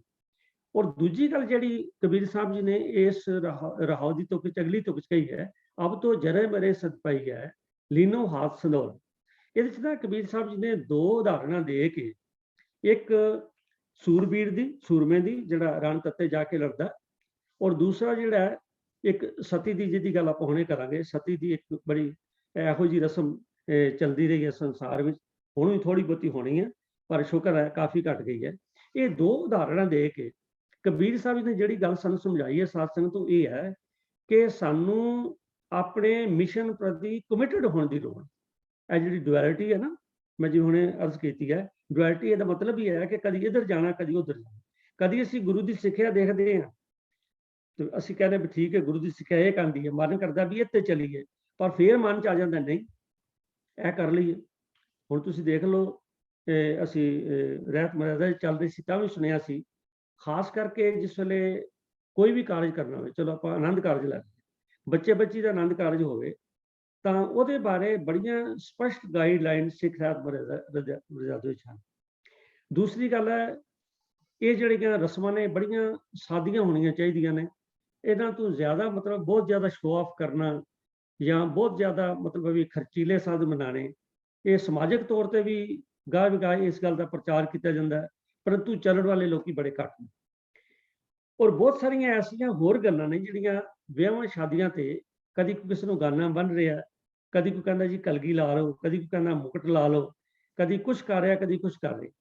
ਇਹ ਸਾਰੀਆਂ ਗੱਲਾਂ ਜਿਹੜੀਆਂ ਕਿ ਸਾਡੀ ਮਰਿਆਦਾ ਨਾਲ ਮੇਲ ਨਹੀਂ ਖਾਂਦੀਆਂ, ਗੁਰਮਤਿ ਨਾਲ ਮੇਲ ਨਹੀਂ ਖਾਂਦੀਆਂ, ਔਰ ਸਾਨੂੰ ਸਮਝ ਵੀ ਹੈ, ਪਰੰਤੂ ਜਿਸ ਵੇਲੇ ਕੋਈ ਕਾਰਜ ਹੁੰਦਾ ਹੈ ਤੇ ਉਸ ਵੇਲੇ ਕਹਿਣ ਵਾਲੇ ਬੜੇ, ਚਲੋ ਕੋਈ ਨਹੀਂ ਜੀ ਕੀ ਫਰਕ ਪੈਂਦਾ, ਅਸੀਂ ਸੋਚਦੇ ਚਲੋ ਕੋਈ ਗੱਲ ਨਹੀਂ ਕੀ ਫਰਕ। ਇਹ ਜਿਹੜਾ ਚਲੋ ਕੋਈ ਨਹੀਂ ਕੀ ਗੱਲ ਫਰਕ ਪੈਂਦਾ, ਇਹੀ ਡੁਐਲਿਟੀ ਹੈ, ਇਹੀ ਡਗਮਗ ਹੈ ਕਿ ਅਸੀਂ ਆਪਣੇ ਆਪ ਨੂੰ ਅਜੇ ਤੱਕ ਵਾਹਿਗੁਰੂ ਪ੍ਰਤੀ ਜਾਂ ਗੁਰਬਾਣੀ ਪ੍ਰਤੀ ਜਾਂ ਗੁਰਬਾਣੀ ਦੇ ਆਸ਼ੇ ਪ੍ਰਤੀ ਆਪਣੇ ਆਪ ਨੂੰ ਕਮਿਟ ਨਹੀਂ ਕਰ ਸਕੇ। ਸੋ ਇਸ ਸ਼ਬਦ ਵਿੱਚ ਕਬੀਰ ਸਾਹਿਬ ਜੀ ਜਿਹੜਾ ਜ਼ੋਰ ਦਿੱਤਾ ਜਿਸ ਗੱਲ ਤੇ ਕਿ ਸਾਨੂੰ ਕਮਿਟਡ ਹੋਣਾ ਚਾਹੀਦਾ। ਜਿੰਨਾ ਚਿਰ ਅਸੀਂ ਕਮਿਟਡ ਨਹੀਂ ਗਏ ਉਹਨਾਂ ਚਿਰ ਗੱਲ ਨਹੀਂ ਬਣਨੀ। ਜਿਹੜਾ ਕਮਿਟਡ ਹੁੰਦਾ ਨਾ ਸਾਧ ਸੰਗਤ ਜੀ, ਉਹ ਫਿਰ ਆਪਣਾ ਲਾਭਹਾਨੀ ਨਹੀਂ ਦੇਖਦਾ। ਜਿਹੜਾ ਕਮਿਟਡ ਹੁੰਦਾ ਉਹ ਇਹ ਨਹੀਂ ਦੇਖਦਾ, ਸੈਲਫ ਪ੍ਰੈਸਟੀਜ ਨਹੀਂ ਦੇਖਦਾ ਵੀ ਮੈਂ ਕੀ ਕਰ ਰਿਹਾ। ਉਹਦੀ ਕਮਿਟਮੈਂਟ ਹੈ, ਉਹਨੇ ਕਮਿਟਮੈਂਟ ਤੇ ਪੂਰਾ ਉਤਰਨਾ ਹੈ। ਤੇ ਬਾਣੀ ਸਾਨੂੰ ਇਹੀ ਗੱਲ ਕਹਿ ਰਹੀ ਹੈ ਅੱਜ ਦਾ ਸ਼ਬਦ ਖਾਸ ਕਰਕੇ ਕਿ ਅਬ ਤੋਂ ਜਰੇ ਮਰੇ ਸਿਧ ਪਾਈ ਹੈ, ਲੀਨੋ ਔਰ ਸੰਦਰਾ, ਭਲਿਆ ਕਮਿਟਡ ਹੋ ਜਾ। ਤੂੰ ਵਾਹਿਗੁਰੂ ਜੀ ਨੂੰ ਕਮਿਟਡ ਹੋ ਜਾ, ਜੋ ਤੈਨੂੰ ਬਾਣੀ ਕਹਿੰਦੀ ਹੈ ਤੂੰ ਉਹਦੇ ਮੁਤਾਬਕ ਆਪਣਾ ਜੀਵਨ ਜਿਹੜਾ ਉਹ ਕਰ। ਤੋ ਜਰੇ ਮਰੇ ਸਿੱਧ ਪਾਈਏ ਦੀ ਜਿਹੜੀ ਗੱਲ ਕੀ ਹੈ, ਇਹ ਦੋ ਉਦਾਹਰਨ ਜਿਹੜੀਆਂ ਨੇ ਉਹ ਕਬੀਰ ਸਾਹਿਬ ਜੀ ਨੇ ਇਸ ਸ਼ਬਦ ਵਿੱਚ ਦਿੱਤੀਆਂ। ਉਹ ਸ਼ਬਦ, ਉਹ ਉਦਾਹਰਨ, ਇੱਕ ਤੇ ਉਦਾਹਰਨ ਹੈਗੀ ਏ ਸੂਰਮੇ ਦੀ, ਤੇ ਦੂਸਰੀ ਉਦਾਹਰਨ ਹੈਗੀ ਸਤੀ ਦੀ। ਤੋ ਸੂਰਮਾ ਜਿਹੜਾ ਉਹ ਕਬੀਰ ਸਾਹਿਬ ਕਹਿੰਦੇ ਨੇ ਕਿ ਉਹ ਸੂਰਮਾ ਕਾਹਦਾ ਹੋਇਆ, ਅਗਲੀ ਤੋਂ ਕੁਝ ਲਿਖਿਆ ਕਿ ਉਹ ਸੂਰਮਾ ਕਾਹਦਾ ਹੋਇਆ ਕਿ ਜਿਹਨੇ ਰਣ ਤੱਤੇ ਤੋਂ ਡਰ ਜਾਏ। ਜਿਹੜਾ ਸੂਰਮਾ ਹੈ, ਜਿਹੜਾ ਸੂਰਬੀਰ ਹੈ, ਜਿਹੜਾ ਬਹਾਦਰ ਹੈ, ਜਿਸ ਵੇਲੇ ਜੰਗੇ ਮੈਦਾਨ ਵਿੱਚ ਜਾ ਕੇ ਲੜਦਾ, ਉਸ ਵੇਲੇ ਉਹ ਇਹ ਨਹੀਂ ਸੋਚਦਾ ਵੀ ਹੁਣ ਮੈਨੂੰ ਸੱਟ ਲੱਗ ਜਾਏਗੀ, ਮੇਰੀ ਜਾਨ ਚਲੇ ਜਾਏਗੀ। ਅਸੀਂ ਆਮ ਤੌਰ ਤੇ ਦੇਖਦੇ ਹਾਂ ਕਿ ਜਿਹੜੇ ਸਾਡੇ ਫੌਜੀ ਭਰਾ ਨੇ, ਜਿਸ ਵੇਲੇ ਉਹ ਫਰੰਟ ਤੇ ਜਾਂਦੇ ਨੇ, ਉਹਨਾਂ ਨੂੰ ਪਤਾ ਹੁੰਦਾ ਹੈ ਕਿ ਉੱਥੇ ਗੋਲੀਆਂ ਵੀ ਚੱਲਣੀਆਂ, ਉੱਥੇ ਸ਼ਹੀਦ ਵੀ ਹੋ ਸਕਦੇ ਹਾਂ, ਉੱਥੇ ਸਾਡਾ ਕੋਈ ਨੁਕਸਾਨ ਵੀ ਹੋ ਸਕਦਾ ਹੈ, ਪਰ ਫਿਰ ਵੀ ਉਹਨਾਂ ਦੇ ਮਨ ਵਿੱਚ ਬੜਾ ਉਤਸ਼ਾਹ ਹੁੰਦਾ। ਉਹ ਬੜੇ ਉਤਸ਼ਾਹ ਦੇ ਨਾਲ ਜਾਂਦੇ ਨੇ, ਸਾਰਾ ਕੁਝ ਜਾਣਨ ਦੇ ਬਾਵਜੂਦ। ਇਹ ਕੀ ਚੀਜ਼ ਹੈ, ਜਿਹੜਾ ਉਤਸ਼ਾਹ ਹੈ, ਇਹ ਕਮਿਟਮੈਂਟ ਹੈ। They are committed. ਉਹ ਆਪਣੇ ਆਪ ਨੂੰ ਉਸ ਕਾਜ਼ ਲਈ ਕਮਿਟ ਕਰਕੇ ਜਾਂਦੇ ਨੇ। ਜਿਸ ਤਰ੍ਹਾਂ ਇੱਕ ਫੌਜੀ ਕਮਿਟ ਕਰਕੇ ਜਾਂਦਾ ਹੈ, ਉਸੇ ਤਰ੍ਹਾਂ ਸਾਨੂੰ ਕਮਿਟਡ ਹੋਣਾ ਚਾਹੀਦਾ। ਜਿੰਨਾ ਚਿਰ ਕਮਿਟਡ ਨਹੀਂ, ਉਹਨਾਂ ਚਿਰ ਗੱਲ ਨਹੀਂ ਬਣਨੀ। ਤੋ ਸਾਧ ਸੰਗਤ ਜੀ, ਗੁਰਬਾਣੀ ਵਿੱਚ ਨਾ ਭਗਤ ਪ੍ਰਹਿਲਾਦ ਜੀ ਦਾ ਜ਼ਿਕਰ ਬੜੀ ਵਾਰੀ ਆਇਆ। ਆਸਾ ਕੀ ਵਾਰ ਚ ਰੋਜ਼ ਪੜਿਆ ਜਾਂਦਾ, ਹਰ ਜੁਗ ਜੁਗ ਭਗਤ ਪਾਇਆ, ਪੈਜ ਰੱਖਦਾ ਆਇਆ ਰਾਮ ਰਾਜੇ। ਤੋ ਉਹਦੇ ਵਿੱਚ ਵੀ ਜਿਹੜੇ ਭਗਤ ਪ੍ਰਹਿਲਾਦ ਦਾ ਜ਼ਿਕਰ ਗੁਰਬਾਣੀ 'ਚ ਬਾਰ-ਬਾਰ ਆਇਆ ਹੈ। ਜਿਸ ਵੇਲੇ ਆਪਾਂ ਭਗਤ ਪ੍ਰਹਿਲਾਦ ਜੀ ਦਾ ਜੀਵਨ ਪੜ੍ਹਦੇ ਹਾਂ ਨਾ, ਤੇ ਫਿਰ ਸਾਨੂੰ ਇਸ ਗੱਲ ਦਾ ਪਤਾ ਲੱਗਦਾ ਕਿ ਕਿਵੇਂ ਭਗਤ ਪ੍ਰਹਿਲਾਦ ਜਿਹੜੇ ਨੇ, ਹਾਲਾਂਕਿ ਜੋ ਸਾਨੂੰ ਇਤਿਹਾਸ 'ਚੋਂ ਗੱਲ ਮਿਲਦੀ ਹੈ, ਇਤਿਹਾਸ ਹੈ ਜਾਂ ਮਿਥਿਹਾਸ ਹੈ, ਜੋ ਵੀ ਹੈ, ਪਰ ਗੁਰਬਾਣੀ 'ਚ ਇਹਦਾ ਜ਼ਿਕਰ ਵੀ ਆਉਂਦਾ ਹੈ ਕਿ ਪ੍ਰਹਿਲਾਦ ਦੀ ਬੜੀ ਛੋਟੀ ਜਿਹੀ ਉਮਰ ਸੀ, ਬਾਲਕ ਉਮਰ ਸੀ। ਦੋ ਭਗਤਾਂ ਦਾ ਜ਼ਿਕਰ ਆਉਂਦਾ, ਇੱਕ ਧਰੂਹ ਦਾ ਤੇ ਪ੍ਰਹਿਲਾਦ ਦਾ। ਦੋਨਾਂ ਦਾ ਜ਼ਿਕਰ ਆਇਆ ਕਿ ਉਹਦੀ ਬਾਲਕ ਅਵਸਥਾ ਸੀ, ਬੜੀ ਛੋਟੀ ਅਵਸਥਾ ਸੀ। ਪਰ ਹੈਰਾਨੀ ਦੀ ਗੱਲ ਇਹ ਹੈ ਕਿ ਛੋਟੀ ਜਿਹੀ ਅਵਸਥਾ ਹੋਣ ਦੇ ਬਾਵਜੂਦ ਇੰਨਾ ਕਮਿਟਡ। ਇਹ ਸ਼ਬਦ ਤੁਹਾਡੇ ਸਾਹਮਣੇ ਹੈ, ਪ੍ਰਹਿਲਾਦ ਦੁਬਦਾ ਨਾ ਪੜੈ। ਪ੍ਰਹਿਲਾਦ ਜਿਹੜਾ ਉਹ ਕਮਿਟਡ ਇਸ ਕਰਕੇ ਹੈ ਕਿ ਉਹ ਦੁਬਦਾ 'ਚ ਨਹੀਂ ਪਿਆ। ਪ੍ਰਹਿਲਾਦ ਦੁਬਦਾ ਨਾ ਪੜੈ, ਹਰ ਨਾਮ ਨਾ ਛੋੜਿਆ। ਉਹਨੇ ਰਾਮ ਨਾਮ ਦੀ, ਵਾਹਿਗੁਰੂ ਦੇ ਨਾਮ ਦੀ ਰੱਟ ਲਾਈ ਹੈ। ਉਹਦੇ ਮਨ 'ਚ ਬੈਠ ਗਿਆ ਹੈ ਕਿ ਜਿਸ ਤਰ੍ਹਾਂ ਕਿ ਹਰੀ ਦਾ ਨਾਮ ਜਿਹੜਾ, ਵਾਹਿਗੁਰੂ ਦਾ ਜਿਹੜਾ ਨਾਮ ਹੈ, ਮੈਂ ਉਹਦੇ ਨਾਲ ਜੁੜਿਆ। ਉਹਨੂੰ ਇਹ ਪੱਕਾ ਯਕੀਨ ਹੈ ਕਿ ਜੋ ਕੁਝ ਕਰਨ ਵਾਲਾ ਵਾਹਿਗੁਰੂ ਜੀ ਕਰਨ ਵਾਲਾ। ਉਹਨੂੰ ਪੱਕਾ ਯਕੀਨ ਹੈ ਕਿ ਜਨਮ ਤੇ ਮਰਨ ਵਾਹਿਗੁਰੂ ਜੀ ਦੇ ਹੱਥ ਵਿੱਚ ਹੈ, ਤੇ ਇਸ ਕਰਕੇ ਉਹਨੂੰ ਵਾਹਿਗੁਰੂ ਜੀ ਤੇ ਪੂਰਾ ਯਕੀਨ ਹੈ। ਤਾਂ ਹੈਰਾਨੀ ਦੀ ਗੱਲ ਤਾਂ ਜ਼ਰੂਰ ਆਉਂਦੀ ਹੈ ਸਾਧ ਸੰਗਤ ਜੀ ਕਿ ਇੰਨੀ ਛੋਟੀ ਉਮਰ 'ਚ ਐਡੀ ਵੱਡੀ ਕਮਿਟਮੈਂਟ। ਫਿਰ ਅਗਲੀ ਗੱਲ ਦੇਖੋ, ਹੈ ਕੀ ਹੈ ਪ੍ਰਹਿਲਾਦ? ਇੱਕ ਰਾਜੇ ਦਾ ਪੁੱਤਰ, ਆਮ ਬੱਚਾ ਨਹੀਂ, ਇੱਕ ਰਾਜੇ ਦਾ ਪੁੱਤਰ।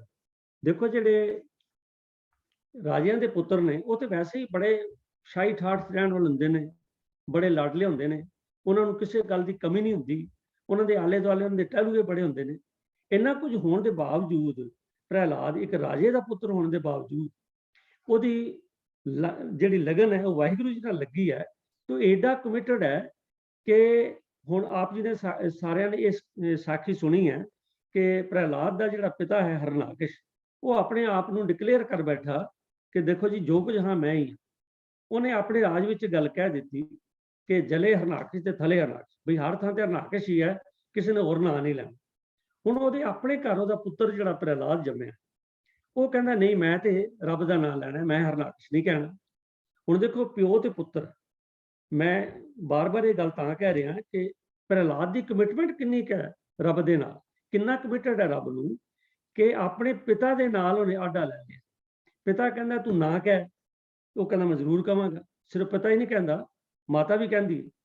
ਮਾਤਾ ਵੀ ਕਹਿੰਦੀ ਬੇਟਾ, ਤੇਰੇ ਪਿਓ ਨੇ ਤੈਨੂੰ ਬਹੁਤ ਤਸੀਹੇ ਦੇਣੇ ਨੇ, ਬੜੀ ਸਖਤੀ ਹੈ, ਉਹ ਬੜਾ ਗੁੱਸੇ 'ਚ ਹੈ, ਤੇ ਤੂੰ ਨਾ ਕਹਿ, ਤੂੰ ਜ਼ਰੂਰ ਇਹ ਕਹਿਣਾ। ਉਹ ਪੁੱਤਰ ਅੱਗੋਂ ਜਵਾਬ ਦਿੰਦਾ ਹੈ ਕਿ ਨਹੀਂ ਮਾਂ, ਮੈਂ ਜਿਹੜਾ ਇਹ ਬਿਲਕੁਲ, ਕਹਿੰਦੇ ਨੇ ਸਾਸਨਾ ਤੇ ਬਾਲਕ ਗਮ ਨ ਕਰੇ। ਬੜੇ ਉਹਨੂੰ ਤਸੀਹੇ ਦਿੱਤੇ ਗਏ, ਬੜੇ ਉਹਨੂੰ ਡਰਾਵੇ ਦਿੱਤੇ ਗਏ, ਪਰ ਉਹ ਨਹੀਂ ਮੰਨਿਆ। ਫਿਰ ਤੁਸੀਂ ਦੇਖੋ, ਸ਼ਿਕਾਇਤ ਕਰਨ ਵਾਲੇ ਕੌਣ ਨੇ? ਉਹਦੇ ਆਪਣੇ ਟੀਚਰ। ਜਿਸ ਟੀਚਰ ਨੇ ਬੱਚੇ ਨੂੰ ਪੜ੍ਹਾਉਣਾ ਹੁੰਦਾ ਹੈ, ਚੰਗੀਆਂ ਗੱਲਾਂ ਸਿਖਾਉਣੀਆਂ ਹੁੰਦੀਆਂ ਨੇ, ਉਹੀ ਉਹਦਾ ਸੰਡਾ ਮਰਕਾ ਜਿਹੜਾ, ਉਹਦਾ ਨਾਂ ਆਇਆ ਗੁਰਬਾਣੀ, ਸੰਡਾ ਤੇ ਮਰਕਾ ਟੀਚਰ। ਉਹਨਾਂ ਨੇ ਜਾ ਕੇ ਹਰਨਾਕਸ਼ ਨੂੰ ਸ਼ਿਕਾਇਤ ਕੀਤੀ ਹੈ ਵੀ ਤੇਰਾ ਪੁੱਤਰ ਜਿਹੜਾ ਉਹ ਆਖੇ ਨਹੀਂ ਲੱਗਦਾ। ਸੋ ਮੈਂ ਕਹਿਣ ਤੋਂ ਮਤਲਬ ਇਹ ਹੈ ਕਿ ਪ੍ਰਹਿਲਾਦ ਦੀ ਕਮਿਟਮੈਂਟ ਦੇਖੋ ਕਿ ਪਿਤਾ ਵੀ ਉਹਦੀ ਜਾਨ ਦਾ ਦੁਸ਼ਮਣ ਬਣਿਆ, ਉਹਦੇ ਟੀਚਰ ਵੀ ਦੀ ਸ਼ਿਕਾਇਤ ਕਰ ਰਹੇ ਨੇ, ਉਹਦੀ ਮਾਂ ਵੀ ਉਹਨੂੰ ਪਲੋਸ ਕੇ ਕਹਿ ਰਹੀ ਪੁੱਤਰ ਛੱਡ ਪਰੇ ਤੂੰ, ਪਰ ਉਹ ਕੀ ਕਹਿੰਦਾ ਹੈ, ਬੜੇ ਡਰਾਵੇ ਦਿੱਤੇ ਤੇ ਪ੍ਰਹਿਲਾਦ ਦੁਬਦਾ ਨਾ ਪੜੇ, ਪਰੰਤੂ ਦੁਬਦਾ ਚ ਨਹੀਂ ਪਈ। ਉਹ ਕਹਿੰਦਾ ਨਹੀਂ, ਦੁਬਦਾ ਮੈਂ ਜਿਸ ਤਰ੍ਹਾਂ ਬੇਨਤੀ ਕੀਤੀ ਹੈ ਕਿ ਇੱਕ ਪਾਸੇ ਰੱਬ ਨਾਲ ਕਮਿਟਮੈਂਟ ਹੈ ਤੇ ਦੂਜੇ ਪਾਸੇ ਕੋਈ ਹੋਰ ਸੰਸਾਰਕ ਅਲਿਓਰਮੈਂਟ ਹੈ, ਉਹ ਬੰਦਾ ਨਾ ਉਧਰੋਂ ਛੱਡ ਸਕਦਾ ਨਾ ਉਧਰੋਂ ਛੱਡ ਸਕਦਾ। ਪਰ ਪ੍ਰਹਿਲਾਦ ਉਹ ਕਹਿੰਦਾ ਨਾ, ਬਾਣੀ 'ਚ ਇਸ ਗੱਲ ਨੂੰ ਸਾਡੇ ਸਾਹਮਣੇ ਸਰਟੀਫਾਈ ਕੀਤਾ ਕਿ ਪ੍ਰਹਿਲਾਦ ਦੁਬਦਾ ਨਾ ਪੜਿਆ, ਪ੍ਰਹਿਲਾਦ ਦੁਬਦਾ 'ਚ ਨਹੀਂ ਪੜਿਆ ਕਿ ਹਰ ਨਾਮ ਨਾ ਛੋੜਿਆ, ਉਹਨੇ ਹਰੀ ਦਾ ਨਾਮ ਨਹੀਂ ਛੱਡਿਆ, ਡਰਿਆ ਨਾ ਕਿਸੇ ਦਾ ਡਰਾਇਆ, ਉਹਨੂੰ ਜਿੰਨਾ ਮਰਜ਼ੀ ਡਰਾਇਆ ਉਹਨੂੰ ਬਿਲਕੁਲ ਉਹ ਡਰਿਆ ਨਹੀਂ, ਡਰੇ ਨਾ ਕਿਸੇ ਦਾ ਡਰਾਇਆ, ਸੰਤ ਜਨਾਂ ਕਾ ਹਰਿ ਜਿਉ ਰਾਖਾ। ਫਿਰ ਹੋਇਆ ਇਹ ਹੈ ਕਿ ਇੰਨੇ ਡਰਾਵਿਆਂ ਦੇ ਬਾਵਜੂਦ ਅਸੀਂ ਕਈ ਵਾਰੀ ਐਸੀਆਂ ਕਹਾਣੀਆਂ ਪੜ੍ਹਦੇ ਹਾਂ ਕਿ ਉਹਨੂੰ ਕਿਸ ਤਰ੍ਹਾਂ ਡਰਾਇਆ ਗਿਆ।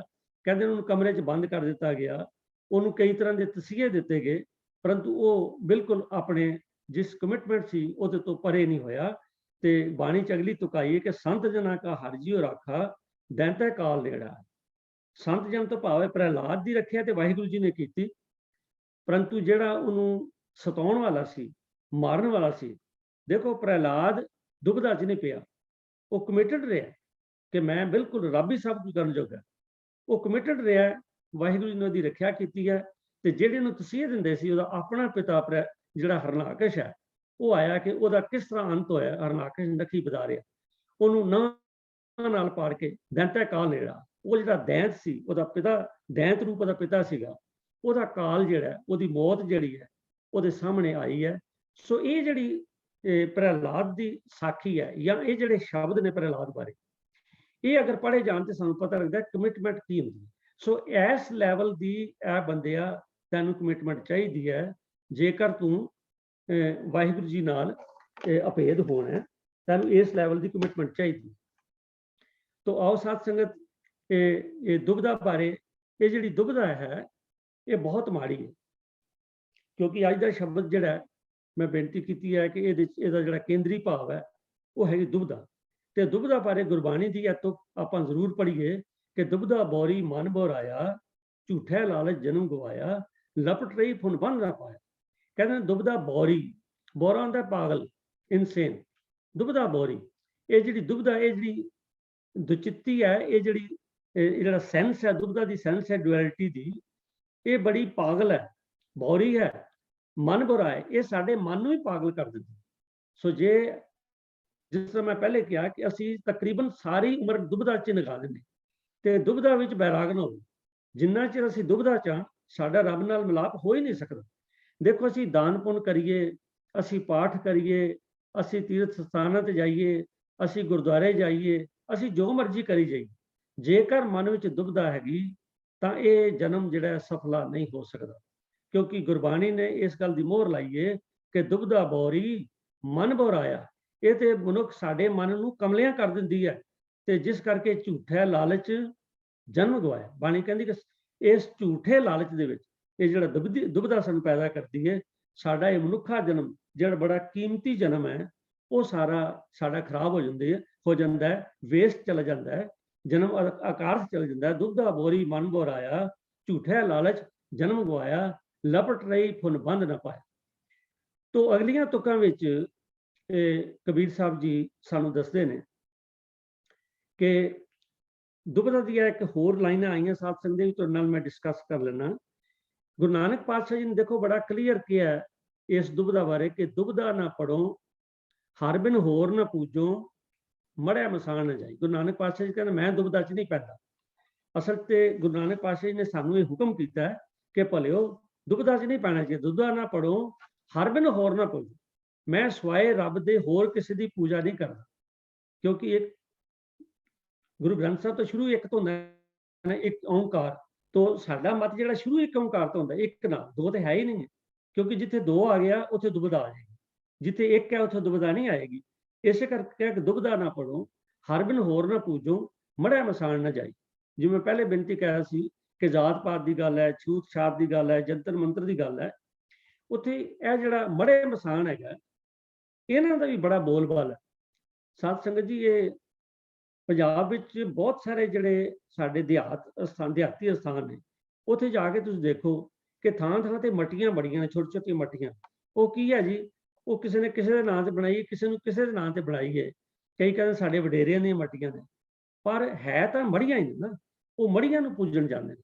ਔਰ ਕਈ ਵਾਰੀ ਤਾਂ ਐਸੇ ਵੀ ਆਏ ਕਿ ਉਸ ਮੜੀ ਤੇ ਜਿਸ ਵੇਲੇ ਜਾ ਕੇ ਸ੍ਰੀ ਗੁਰੂ ਗ੍ਰੰਥ ਸਾਹਿਬ ਜੀ ਤੇ ਪ੍ਰਕਾਸ਼ ਕਰਕੇ ਪਾਠ ਰੱਖਿਆ ਗਿਆ, ਫਿਰ ਉਹਦੀ ਵਿਰੋਧਤਾ ਹੋਈ ਕਾਫੀ ਹੱਦ ਤੱਕ। ਮੇਰਾ ਖਿਆਲ ਹੈ ਹੁਣ ਤਾਂ ਉਹ ਸ਼ਾਇਦ ਨਾ ਹੁੰਦਾ ਹੋਵੇ। ਤੇ ਕਹਿਣ ਦਾ ਮਤਲਬ ਇਹ ਹੈ ਕਿ ਏਡੀ ਕੁ ਦੁਬਿਧਾ ਹੈਗੀ ਹੈ ਕਿ ਨਾ ਤੇ ਗੁਰੂ ਗ੍ਰੰਥ ਸਾਹਿਬ ਜੀ ਨੂੰ ਅਸੀਂ ਕਮਿਟਡ ਹਾਂ, ਗੁਰੂ ਗ੍ਰੰਥ ਸਾਹਿਬ ਕਮਿਟਡ ਹੋਣ ਦੇ ਬਾਵਜੂਦ ਅਸੀਂ ਮੜੇ ਮਸਾਣਾਂ ਦੀ ਜਿਹੜੀ ਹੈ ਉਹ ਨਹੀਂ ਛੱਡ ਸਕਦੇ।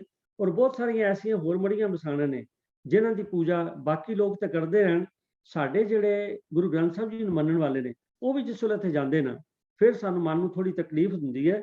ਗੁਰਬਾਣੀ ਕਹਿੰਦੀ ਕਿ ਦੁਬਿਧਾ ਨਾ ਪੜੋ, ਹਰ ਬਿਨ ਹੋਰ ਨਾ ਪੂਜੋ, ਮੜਿਆ ਮਸਾਣ ਨ ਜਾਈ, ਤ੍ਰਿਸ਼ਨਾ ਰਾਚ ਨਾ ਪਰ ਕਰ ਜਾਵਾਂ, ਤ੍ਰਿਸ਼ਨਾ ਨਾਮ ਬੁਝਾਈ। ਕਹਿੰਦੇ ਨੇ ਮੈਂ ਇਸ ਮਨ ਦੀ ਤ੍ਰਿਸ਼ਨਾ ਕਰਕੇ ਪਰ ਕਰਨ ਪਰਾਏ ਘਰ ਨਹੀਂ ਜਾਵਾਂਗੀ, ਰੱਬ ਨੂੰ ਛੱਡ ਕੇ, ਤ੍ਰਿਸ਼ਨਾ ਨਾਮ ਬੁਝਾਈ। ਮੇਰੇ ਮਨ ਦੀ ਹਰ ਤ੍ਰਿਸ਼ਨਾ ਜਿਹੜੀ ਹੈ, ਮੇਰੇ ਮਨ ਦੀ ਹਰ ਜਿਹੜੀ ਖਾਹਿਸ਼ ਹੈ, ਮੇਰੇ ਮਨ ਦੀ ਹਰ ਜਿਹੜੀ ਲੋੜ ਹੈ, ਉਹ ਵਾਹਿਗੁਰੂ ਜੀ ਦੇ ਨਾਮ ਨਾਲ ਪੂਰੀ ਹੋਏਗੀ। ਜਾਂ ਇਉਂ ਕਹੀਏ ਕਿ ਜਿਹੜੀਆਂ ਤ੍ਰਿਸ਼ਨਾ ਦੀ ਅੱਗ ਵਿੱਚ ਅਸੀਂ ਸੜਦੇ ਹਾਂ ਉਹ ਕਿਤੋਂ ਹਾਰ ਨਹੀਂ ਹਟ ਸਕਦੀ। ਉਹਨਾਂ ਦਾ ਅਗਰ ਹੱਲ ਹੈ ਤਾਂ ਕੇਵਲ ਵਾਹਿਗੁਰੂ ਜੀ ਦਾ ਨਾਮ ਹੈ। ਤੇ ਨਾਮ ਕਿੱਥੇ ਹੈ? ਘਰ ਪੀਤਰ ਘਰ ਗੁਰੂ ਦਿਖਾਇਆ, ਕਿਸੇ ਮੜੇ ਵਸਾਣ ਤੇ ਜਾਣ ਦੀ ਲੋੜ ਨਹੀਂ ਹੈ। ਘਰ ਪੀਤਰ ਘਰ ਗੁਰੂ ਦਿਖਾਇਆ, ਸਹਿਜ ਰਤੇ ਮਨ ਭਾਈ, ਤੂੰ ਆਪੇ ਦਾਨਾ ਆਪੇ ਬੀਨਾ, ਤੂੰ ਦੇਵੇਂ ਮਤ ਸਾਈ। ਐ ਮੇਰੇ ਮਾਲਕ, ਤੁਸੀਂ ਆਪ ਸਭ ਕੁਝ ਕਰਨ ਕਰਾਉਣ ਹਾਰ ਹੋ। ਤਾਂ ਲੋੜ ਹੈ ਸਾਧ ਸੰਗਤ, ਇਹ ਜੋ ਗੁਰਬਾਣੀ ਵਿੱਚ ਸਾਨੂੰ ਉਪਦੇਸ਼ ਮਿਲਦੇ ਨੇ ਆਪਾਂ ਇਹਨਾਂ ਤੇ ਚੱਲੀਏ, ਦੁਬਿਧਾ ਤੋਂ ਪਰੇ ਰਹੀਏ। ਅਗਲੀਆਂ ਤੁਕਾਂ ਨੇ ਜਿੱਥੋਂ ਸ਼ਬਦ ਸ਼ੁਰੂ ਹੁੰਦਾ ਹੈ ਕਿ ਮਨ ਰੇ ਛਾਡੋ ਭਰਮ, ਪ੍ਰਗਟ ਹੋਏ ਨਾਚੋ, ਯਾ ਮਾਇਆ ਕੇ ਡਾਂਡੇ। ਕਬੀਰ ਸਾਹਿਬ ਕਹਿੰਦੇ ਐ ਮੇਰੇ ਮਨ, ਮਨ ਰੇ ਐ ਮੇਰੇ ਮਨ, ਛਾਡੋ ਭਰਮ। ਇਹ ਭਰਮ ਜਿਹੜਾ ਹੈ ਇਹ ਕੀ ਹੈ? ਭਰਮ ਹੈ ਜਿਸ ਮੈਂ ਹੁਣ ਜਿਵੇਂ ਬੇਨਤੀ ਕੀਤੀ ਦੁਬਿਧਾ। ਹੁਣ ਕਹੋਗੇ ਭਰਮ ਤੇ ਦੁਬਿਧਾ ਕਿਵੇਂ ਹੈ? ਸੋ ਇਸ ਤਰ੍ਹਾਂ ਹੈ, ਭਰਮ ਦਾ ਮਤਲਬ ਹੈ ਕਿ ਗੁਰਬਾਣੀ ਔਰ ਕੋਈ ਵੀ ਗੁਰੂ ਉਪਦੇਸ਼ ਜਿਹੜੇ ਨੇ, ਕੋਈ ਵੀ ਚੰਗੀ ਸਿੱਖਿਆ ਜਿਹੜੀ ਹੈ ਉਹ ਮਨੁੱਖ ਨੂੰ ਵਿਕਾਰਾਂ ਤੋਂ ਪਰੇ ਰਹਿਣ ਦੀ ਗੱਲ ਕਰਦੀ। ਸਭ ਤੋਂ ਵੱਡੇ ਇਸ ਦੇਹੀ ਮੈਂ ਪੰਜ ਚੋਰ, ਸਾਡੀ ਦੇਹ ਚ ਪੰਜ ਚੋਰ ਵਸਦੇ ਨੇ। ਇਸ ਦੇਹੀ ਮੈਂ ਪੰਜ ਚੋਰ ਵਸੇ, ਕਾਮ ਕ੍ਰੋਧ ਲੋਭ ਮੋਹ ਹੰਕਾਰ, ਅੰਮ੍ਰਿਤ ਲੂਟੈ ਮਨਮੁਖ ਨਹੀਂ ਬੂਝੈ, ਨਾ ਕੋ ਕਰੇ ਪੁਕਾਰਾ। ਇਸ ਦੇਹੀ ਵਿੱਚ ਪੰਜ ਚੋਰ ਵਸਦੇ ਨੇ ਜਿਹੜੇ ਸਾਡੇ ਅੰਮ੍ਰਿਤ ਨਾਮ, ਅੰਮ੍ਰਿਤ ਜਿਹੜਾ ਅੰਦਰ ਹੈ ਉਹਨੂੰ ਲੁੱਟਦੇ ਨੇ। ਪਰੰਤੂ ਅਸੀਂ ਉਹਨਾਂ ਵਿਕਾਰਾਂ ਨੂੰ ਸਮਝਦੇ ਹੋਏ ਕਿ ਸਾਡਾ ਜੀਵਨ ਨਸ਼ਟ ਕਰ ਰਹੇ ਨੇ, ਪਰ ਫਿਰ ਵੀ ਭਾਵੇਂ ਕੋਈ ਵੀ ਹੋਵੇ, ਕਿਸੇ ਇੱਕ ਵਿਕਾਰ ਦੀ ਗੱਲ ਲੈ ਲਈਏ, ਚਾਹੇ ਲੋਭ ਦੀ ਗੱਲ ਹੋਵੇ, ਲੋਭ ਲਾਲਚ, ਇਹਦੇ ਬਾਰੇ ਜੇ ਆਪਾਂ ਗੁਰਬਾਣੀ ਚ ਪੜ੍ਹੀਏ ਤੇ ਬੜੇ ਬੜੇ ਐਸੇ ਤਸ਼ਬੀਹਾਂ ਦਿੱਤੀਆਂ ਨੇ ਲਾਲਚੀ ਮਨੁੱਖ ਦੀਆਂ। ਕੁੱਤੇ ਨਾਲ ਹੀ ਤਸ਼ਬੀਹ ਦਿੱਤੀ ਹੈ, ਕਿਸੇ ਹੋਰ ਨਾਲ ਤਸ਼ਬੀਹ ਦਿੱਤੀ ਹੈ। ਸੋ ਮੇਰੇ ਕਹਿਣ ਦਾ ਮਤਲਬ ਇਹ ਹੈ ਕਿ ਜੇਕਰ ਆਪਾਂ ਕਿਸੇ ਵੀ ਇਸ ਵਿਕਾਰ ਨੂੰ ਲੈ ਲੈਂਦੇ ਹਾਂ ਤੇ ਤੁਸੀਂ ਦੇਖੋ ਕਿ ਗੁਰਬਾਣੀ ਸਾਨੂੰ ਦੱਸਦੀ ਹੈ, ਬਖਸ਼ਿਸ਼ ਕਰਦੀ ਹੈ ਕਿ ਇਹ ਵਿਕਾਰ ਚੰਗੇ ਨਹੀਂ, ਪਰ ਫਿਰ ਵੀ ਅਸੀਂ ਉਹਨਾਂ ਨੂੰ ਗੁਰਬਾਣੀ ਪੜ੍ਹ ਕੇ ਸਮਝ ਕੇ ਫਿਰ ਵੀ ਕਈ ਵਾਰੀ ਫਿਰ ਵੀ, ਕਿਉਂਕਿ ਬਹੁਤੀ ਵਾਰੀ ਅਸੀਂ ਡਿਸਾਈਡ ਵੀ ਕਰਨੇ ਲਓ ਜੀ ਹੁਣ ਅੱਗੇ ਤੋਂ ਲਾਲਚ ਨਹੀਂ ਕਰਨਾ, ਪਰ ਫਿਰ ਜਿਸ ਵੇਲੇ ਸਾਹਮਣੇ ਆਉਂਦਾ ਹੈ ਕਿਸੇ ਮੋਹ ਕਰਕੇ ਅਸੀਂ ਲਾਲਚ ਕਰ ਜਾਂਦੇ, ਕਿਸੇ ਲਾਲਚ ਕਰਕੇ ਅਸੀਂ ਕ੍ਰੋਧ ਵਿੱਚ ਆ ਜਾਂਦੇ, ਕਿਸੇ ਲਾਲਚ ਕਰਕੇ ਅਸੀਂ ਹੋਰ ਭੈੜਾ ਕੰਮ ਕਰ ਲੈਂਦੇ ਹਾਂ। ਤਾਂ ਕਬੀਰ ਸਾਹਿਬ ਜੀ ਸਾਨੂੰ ਇੱਥੇ ਇਹ ਉਪਦੇਸ਼ ਦਿੰਦੇ ਕਿ ਮਨ ਰੇ ਛਾਡੋ ਭਰਮ, ਪ੍ਰਗਟ ਹੋਏ ਨਾਚੋ। ਹੁਣ ਪ੍ਰਗਟ ਦਾ ਮਤਲਬ ਹੈ ਸਾਹਮਣੇ ਆ ਜਾਓ। ਸਾਹਮਣੇ ਆਉਣ ਦਾ ਮਤਲਬ ਇਹ ਹੈ, ਜਿਹੜੀ ਗੱਲ ਪਹਿਲੇ ਆਪਾਂ ਹੁਣੇ ਕਮਿਟਮੈਂਟ ਦੀ ਕਰਦੇ ਆਉਂਦੇ ਸੀ ਵੀ ਕਮਿਟਡ ਹੋਣਾ ਚਾਹੀਦਾ ਕਿ ਤੂੰ ਬਿਲਕੁਲ ਇੱਕ ਪਾਸੇ ਹੋ ਜਾ ਵੀ ਮੇਰਾ ਇਹਨਾਂ ਨਾਲ ਵਾਸਤਾ ਨਹੀਂ। ਮਨ ਰੇ ਛਾਡੋ ਭਰਮ, ਪ੍ਰਗਟ ਹੋਏ ਨਾਚੋ। ਤਾਂ ਪ੍ਰਗਟ ਦਾ ਮਤਲਬ ਹੈ ਪ੍ਰਗਟ ਹੋਣਾ, ਸਾਹਮਣੇ ਆਣਾ, ਮੈਦਾਨ ਚ ਆ ਜਾਣਾ ਕਿ ਮਨ ਰੇ ਛਾਡੋ ਭਰਮ, ਪ੍ਰਗਟ ਹੋਏ ਨਾਚੋ, ਯਾ ਮਾਇਆ ਕੇ ਡਾਂਡੇ, ਤੂੰ ਇਸ ਮਾਇਆ ਦੇ ਵਿੱਚ ਕਿਉਂ ਫਸਿਆ? ਇਸ ਮਾਇਆ ਨੇ ਤੈਨੂੰ ਭਰਮਾਇਆ ਹੋਇਆ। ਤੋ ਇਸ ਮਾਇਆ ਦੇ ਭਰਮ ਪਿੱਛੇ, ਇਸ ਮਾਇਆ ਦੇ ਚੱਕਰ ਪਿੱਛੇ, ਭਾਵ ਮਾਇਆ ਨੇ ਤੇਰੀਆਂ ਅੱਖਾਂ ਤੇ ਪੱਟੀ ਬੱਧੀ ਹੈ, ਤੈਨੂੰ ਕੁਝ ਦੇਖਣ ਹੀ ਨਹੀਂ ਦਿੰਦੀ। ਕਹਿੰਦੇ ਨੇ ਇੱਕ ਵਾਰੀ ਕੋਈ ਇਹ ਮਨੁੱਖ ਜਾ ਰਿਹਾ ਸੀ ਤੇ ਉਹਦੇ ਮਨ 'ਚ ਖਿਆਲ ਆਇਆ ਕਿ ਜਿਨ੍ਹਾਂ ਦੀ ਅੱਖਾਂ ਦੀ ਜੋਤ ਨਹੀਂ ਹੈ ਉਹ ਕਿਵੇਂ ਤੁਰਦੇ ਹੋ। ਇਹ ਸੋਚ ਕੇ ਉਹਨੇ ਆਪਣੇ ਅੱਖਾਂ ਤੇ ਪੱਟੀ ਬੰਨ੍ਹ ਲਈ ਤੇ ਟੁਰਨਾ ਸ਼ੁਰੂ ਕਰਤਾ। ਕਹਿੰਦੇ ਜਾ ਰਿਹਾ ਸੀਗਾ ਤੇ ਉਹਦੇ ਪੈਰਾਂ ਵਿੱਚ ਕੁਝ ਚੁਭਿਆ। ਜਿਸ ਵੇਲੇ ਚੁਭਿਆ ਤੇ ਉਹ ਕਹਿੰਦਾ ਦੇਖੋ ਲੋਕੀ ਕਿੰਨੇ ਮੂਰਖ ਨੇ, ਰਸਤੇ ਵਿੱਚ ਇਹ ਐਸੀਆਂ ਚੀਜ਼ਾਂ ਖਿਲਾਰ ਦਿੰਦੇ ਨੇ ਵੀ ਰਾਹੀਆਂ ਨੂੰ ਤਕਲੀਫ ਹੁੰਦੀ। ਅਸਲ ਵਿੱਚ ਕਹਿੰਦੇ ਨੇ ਵੀ ਉਹਦੇ ਉਸ ਇੱਕ ਕਹਾਣੀ ਬਣੀ ਹੈ। ਅਸਲ ਵਿੱਚ ਕਹਿੰਦੇ ਨੇ ਕੋਈ ਬਿਆਬਾਨ ਰਸਤੇ ਜਾ ਰਿਹਾ ਸੀ, ਉੱਥੇ ਕੁਛ ਬੜੇ ਕੀਮਤੀ ਪੱਥਰ ਜਿਨ੍ਹਾਂ ਨੂੰ ਆਪਾਂ ਹੀਰੇ ਜਵਾਹਰਾਤ ਕਹਿੰਦੇ ਆ ਉਹ ਵਿਛੇ ਸਨ। ਤੇ ਉਹਨਾਂ ਤੋਂ ਲੰਘ ਗਿਆ ਤੇ ਉਹਨੇ ਕਿਹਾ ਵੀ ਕਿਆ ਲੋਕੀ ਕਿੰਨੇ ਮੂਰਖ ਨੇ ਕਿ ਰਸਤੇ ਵਿੱਚ ਇਹ ਚੀਜ਼ਾਂ ਖਿਲਾਰ ਦਿੰਦੇ ਨੇ ਤੇ ਰਹੀਆਂ ਨੂੰ ਤੰਗੀ ਹੁੰਦੀ। ਅੱਗੇ ਜਾ ਕੇ ਉਹਨੇ ਆਪਣੀਆਂ ਅੱਖਾਂ ਤੋਂ ਪੱਟੀ ਖੋਲ ਲਈ, ਜਦ ਤੱਕ ਉਹ ਉਹਨਾਂ ਹੀਰਿਆਂ ਨੂੰ ਟੱਪ ਕੇ ਲਤਾੜ ਕੇ ਚਲਾ ਗਿਆ ਸੀ। ਇਸ ਕਹਿਣ ਦਾ ਮਤਲਬ ਇਹ ਹੈ ਕਿ ਸਾਡੇ ਜ਼ਿੰਦਗੀ ਵਿੱਚ ਮਹਾਰਾਜ ਨੇ ਨਾਮ ਦੇ ਹੀਰੇ ਵਿਛਾਏ ਨੇ ਸਾਡੇ ਅੰਦਰ, ਪਰੰਤੂ ਅਸੀਂ ਆਪਣੇ ਅੱਖਾਂ ਦੇ ਉੱਤੇ ਇਸ ਦੁਬਿਧਾ ਦੀ, ਇਸ ਮਾਇਆ ਦੀ ਪੱਟੀ ਬੰਨੀ ਹੋਈ ਹੈ। ਅਸੀਂ ਉਹਨਾਂ ਦੇ ਉੱਤੋਂ ਉਹ ਜਿਹੜੇ ਹੀਰੇ ਜਵਾਹਰ ਸਾਡੇ ਅੰਦਰ ਨੇ, ਮਾਤੂ ਜਤਨ ਜਵਾਹਰ ਮਾਣਕ, ਜੇ ਗੁਰੂ ਕੀ ਸਿੱਖ ਸੁਣੀ, ਗੁਰੂ ਦੀ ਸਿੱਖਿਆ ਅਸੀਂ ਨਹੀਂ ਸੁਣਦੇ, ਅਸੀਂ ਇਹਨਾਂ ਭਰਮਾਂ ਪਿੱਛੇ, ਇਹਨਾਂ ਵਹਿਮਾਂ ਪਿੱਛੇ, ਇਸ ਮਾਇਆ ਦੇ ਚੱਕਰ ਵਿੱਚ ਅਸੀਂ ਆਪਣੇ ਅੱਖਾਂ ਉੱਤੇ, ਦਿਵ ਦ੍ਰਿਸ਼ਟੀ ਉੱਤੇ ਮਾਇਆ ਦੀ ਪੱਟੀ ਬੱਧੀ ਹੈ, ਜਿਸ ਕਰਕੇ ਇਹ ਜਿਹੜੇ ਸਾਡੇ ਅੰਦਰ ਮਾਤੂ ਜਤਨ ਜਵਾਹਰ ਮਾਣਕ ਹੈ, ਉਹ ਜੇ ਗੁਰੂ ਕੀ ਸਿੱਖ ਸੁਣੀ ਸੀ, ਗੁਰੂ ਦੀ ਸਿੱਖਿਆ ਤੇ ਚੱਲਦੇ ਨੇਗੇ, ਤੇ ਆਪਣਾ ਇਹ ਜੀਵਨ ਜਿਹੜਾ ਹੀਰਿਆਂ ਜਵਾਹਰਾਤਾਂ ਨਾਲ ਭਰਿਆ, ਜਿਸ ਨਾਲ ਤੁਲਨਾ ਦਿੱਤੀ, ਭਾਵ ਕਿ ਬਹੁਤ ਕੀਮਤੀ ਜੀਵਨ ਹੈ, ਉਹ ਸਾਡਾ ਗਵਾਚ ਜਾਂਦਾ ਹੈ।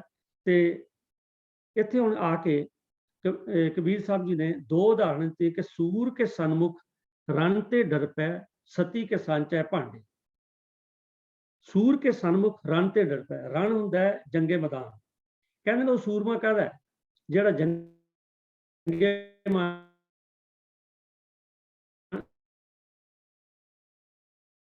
मैदान तो डर जाएगा। सूर के सामू जाता अपने मिशन ते जाता, वो जिस तरह उन्हें पता होंगे मैं जा रहा तो मैं उतों शहीद भी हो सकता, मेरा नुकसान भी हो सकता, परंतु बड़ी चढ़ती कला जाता है। क्यों? वो अपनों कमिटेड है कि मेरा ये धर्म है, मेरी ये ड्यूटी है कि मैं इत्थे जाना है और अपनी सरहद ते जाके लड़ना है। तो इत्थे कबीर साहब ये कहना सूर के सामू, पर जिहड़ा कोई जान तो डर जाए वो कहदा सूरमा होया। तो कबीर साहब सानूं कहंदे कि भले जिस तरह एक सूरमा नहीं डरदा, इस तरह तुहानूं भी इस गल तो नहीं डरना। भाव यह है कि जेड़े विकार ने, जेड़े तेरे मन दी कमजोरियां ने, इन्हां नूं प्रगट होए ना चो, भाव इन्हां नूं स्पष्ट तौर ते रिजैक्ट कर दे, इन्हां तो परे हो जाए, इन्हां तो डरन दी लोड़ नहीं है। जिस तरह एक सूरमा रण तत्ते तो नहीं डरदा भावें जान चली जाए, इस तरह कबीर साहब जी सानूं कह रहे हैं कि तू इन्हां वहमां भरमां तो या ये जेड़े विकार ने, इन्हां तो डरन दी लोड़ नहीं है, तेरा कुछ नहीं बिगाड़ सकदे, यह माया के डंडे तू इन्हां च क्यों फसिया। ते दूजी उदाहरण दिंदे ने कि सती के सांचै भांडे। सत्संग जी, सती दी एक ऐसी भैड़ी रस्म है जिहड़ी बड़ी देर चलती रही है, शायद विकलोतरे किते वैरी रेयर कहंदे ने अज भी किते ना किते हो सकती। इहदे सानू इस रस्म का पता ही है कि ऐसा एक मन विच विचार सी या ऐसा एक कुछ जातियां दे विच ये मनोत सी कि जिस वेले किसी बच्ची का हसबैंड जिहड़ा उहदी डैथ हो जाती है, वो चढ़ाई कर जाता है, तो उहदी चिता ते उहदी जिहड़ी इस्त्री है, उहदी जिहड़ी वाइफ है, उहदी पत्नी है, उहनूं नाल सड़ना पैंदा सी। हालांकि तुसीं देखो जे आपां इहनूं अपने सामने नक्शा ले आइए तो कितना डरावना नक्शा हैगा। एक मनुख तो बेचारा उम्र अपनी भोग के चला गया, खत्म हो गया, तो उन्होंने जिस वेले साड़ना है, उस जिहड़ा मनुख मर गया, मरे नूं तो साड़ना है, मुर्दे नूं तो साड़ना हुंदा है, परंतु एक जींदे मनुख, एक जींदे जी नूं जिहड़ी उहदी विचारी दी पत्नी है, उहनूं उहदे विच जाके नाल धक्का देना पैंदा है। कदी जो अपने आप नहीं सी जांदी तो उहनूं जबरदस्ती कीता जांदा सी। ते उहदे लई की करदे सीगे कि उहनूं मैंटली प्रिपेयर करन लई कि हुण तेरी जिंदगी खत्म है। कहंदे ने एक संदूर ते नारियल, एक नारियल ते संदूर लगा के उहदे हत्थ विच फड़ा दिंदे सी। जिस वेले उहने हत्थ 'च फड़ लिया ना, हुण ये डिकलेयर हो गया कि इहने अपने पति दी चिता विच जाके सड़ना ही सड़ना। ते कहंदे, मैं फिर रिपीट कर रहा कि कहंदे जे वो ना मुकर करदी सी, क्योंकि मौत दा डर ते लगदा ही है, एक जल्दी चिता 'च कौन जा सकदा।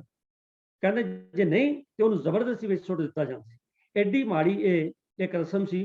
ਇਹ ਤੇ ਗੁਰੂ ਅਮਰਦਾਸ सच्चे पातशाह जी ने कृपा की, उन्होंने आके इस सती रस्म के खिलाफ आवाज़ उठाई और उन्होंने कहा भी नहीं, ये जिहड़ी सती की रस्म है ये इनह्यूमन है, ये नहीं होनी चाहिए।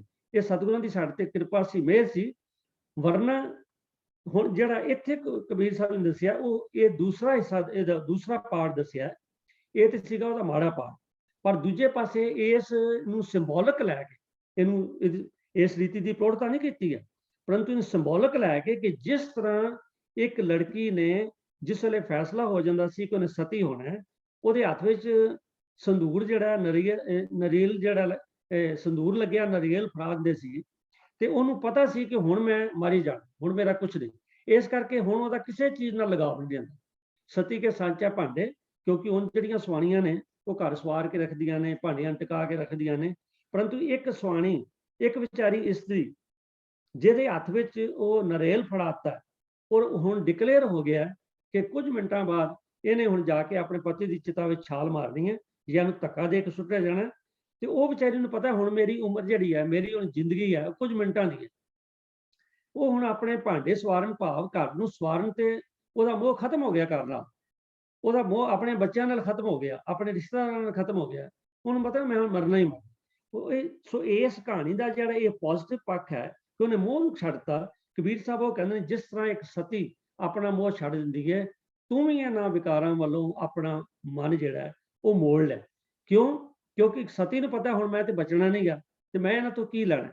ਤੇ ਤੈਨੂੰ ਵੀ ਪਤਾ ਹੋਣਾ ਚਾਹੀਦਾ ਹੈ ਮਨੁੱਖ ਕਿ ਇਹਨਾਂ ਵਿਕਾਰਾਂ ਦੇ ਵਿੱਚ ਰਹਿ ਕੇ ਤੇਰਾ ਕੱਖ ਨਹੀਂ ਬਚਣਾ। ਇਸ ਕਰਕੇ ਇਹਨਾਂ ਵਿਚਾਰਾਂ ਤੋਂ ਬਚ ਜਾ, ਤਾਂ ਜੇ ਤੇਰਾ ਜੀਵਨ ਜਿਹੜਾ ਉਹ ਸਫਲ ਹੋ ਜਾਏ।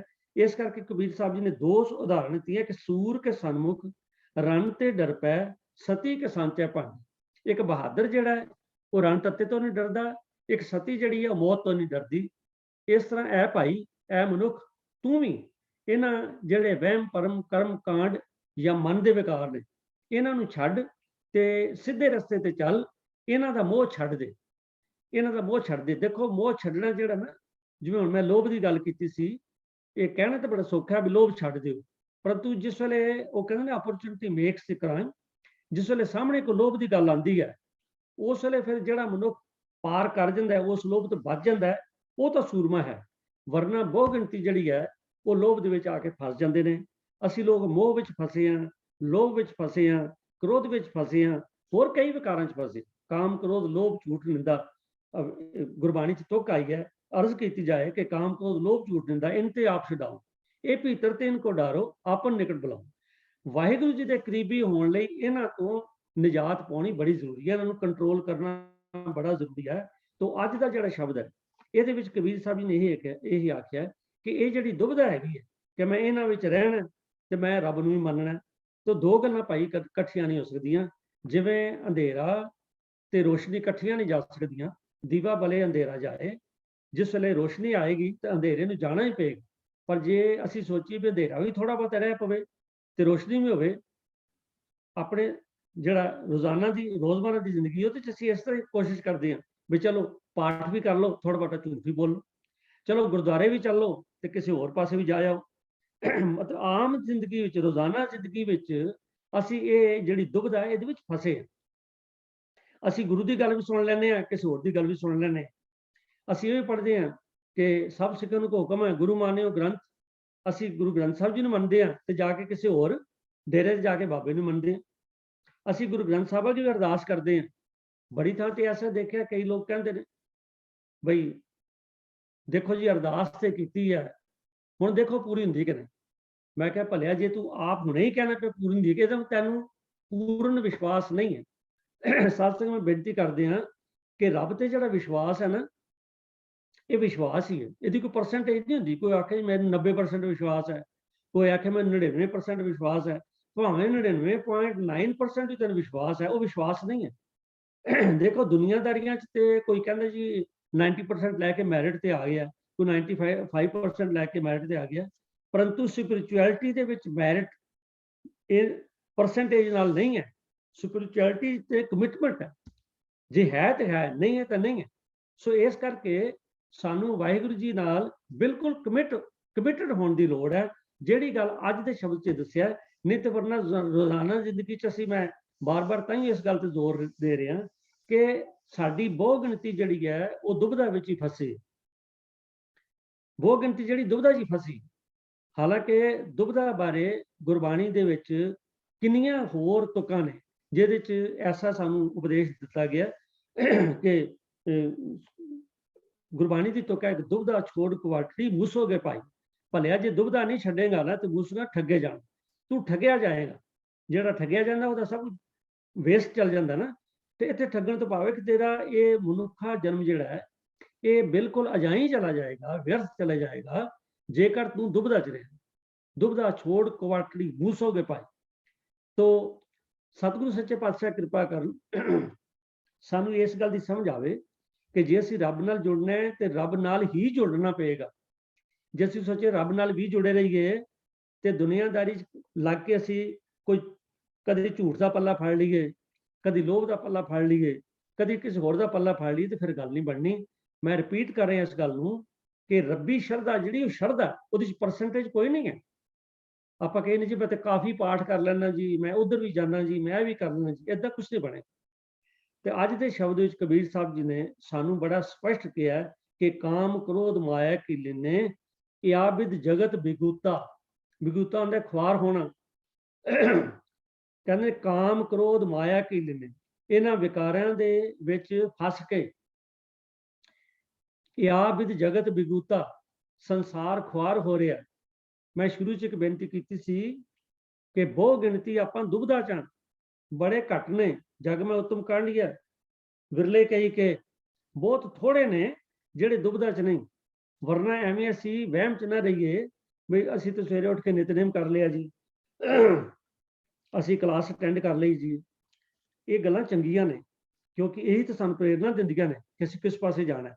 ਪਰੰਤੂ ਜੇਕਰ ਅਸੀਂ ਕਮਿਟਡ ਨਹੀਂ ਆ, ਜੇਕਰ ਅਜੇ ਵੀ ਸਾਡੇ ਮਨ ਚ ਦੁਬਦਾ, ਨਿਤਨੇਮ ਕਰਕੇ ਵੀ ਦੁਬਦਾ ਹੈ, ਪਾਠ ਕਰਕੇ ਵੀ ਦੁਬਦਾ ਹੈ, ਗੁਰਮਤਿ ਕਲਾਸ ਅਟੈਂਡ ਕਰਕੇ ਵੀ ਦੁਬਦਾ ਹੈ, ਤੇ ਸਾਧ ਸੰਗਤ ਫਿਰ ਮੈਨੂੰ ਕਹਿਣ ਚ ਕੋਈ ਬਹੁਤਾ ਸ਼ਰਮ ਨਹੀਂ ਹੈ ਕਿ ਅਸੀਂ ਆਪਣਾ ਟਾਈਮ ਹੀ ਵੇਸਟ ਕਰ ਰਹੇ। क्योंकि कबीर साहब ने डिक्लेयर किया कि काम क्रोध माया के लीने या विद जगत बिगूता संसार ख्वार हो रहा। इन्हां विकारां करके कह कबीर राजा राम ना छोड़ो सगल ऊंच ते ऊंचा। कबीर साहब कहते हैं कि मैं ते उस परमात्मा का पल्ला नहीं छड्डदा क्योंकि सगल ऊंच ते ऊंचे तो ऊंचा है, क्योंकि ऊंच अपार बेअंत स्वामी कौन जाना है गुण तेरा। तो वाहिगुरु सब तो उच्चा है। आओ वाहिगुरु नाल जुड़िए। ਅਸੀਂ ਵਾਹਿਗੁਰੂ ਨਾਲ ਜੁੜਨ ਦਾ ਢੋਂਗ ਤਾਂ ਕਰਦੇ ਹਾਂ, ਪਰੰਤੂ ਜੁੜੇ ਹੋਏ ਹਾਂ ਕਈਆਂ ਹੋਰ ਚੀਜ਼ਾਂ ਦੇ ਨਾਲ। ਅਸੀਂ ਆਪੋ ਆਪਣੇ ਅੰਦਰ ਆਪਣੇ ਮਨ ਵਿੱਚ ਝਾਤੀ ਮਾਰ ਕੇ ਦੇਖੀਏ ਕਿ ਅਸੀਂ ਕਿਹਨਾਂ ਚੀਜ਼ਾਂ ਨਾਲ ਜੁੜੇ।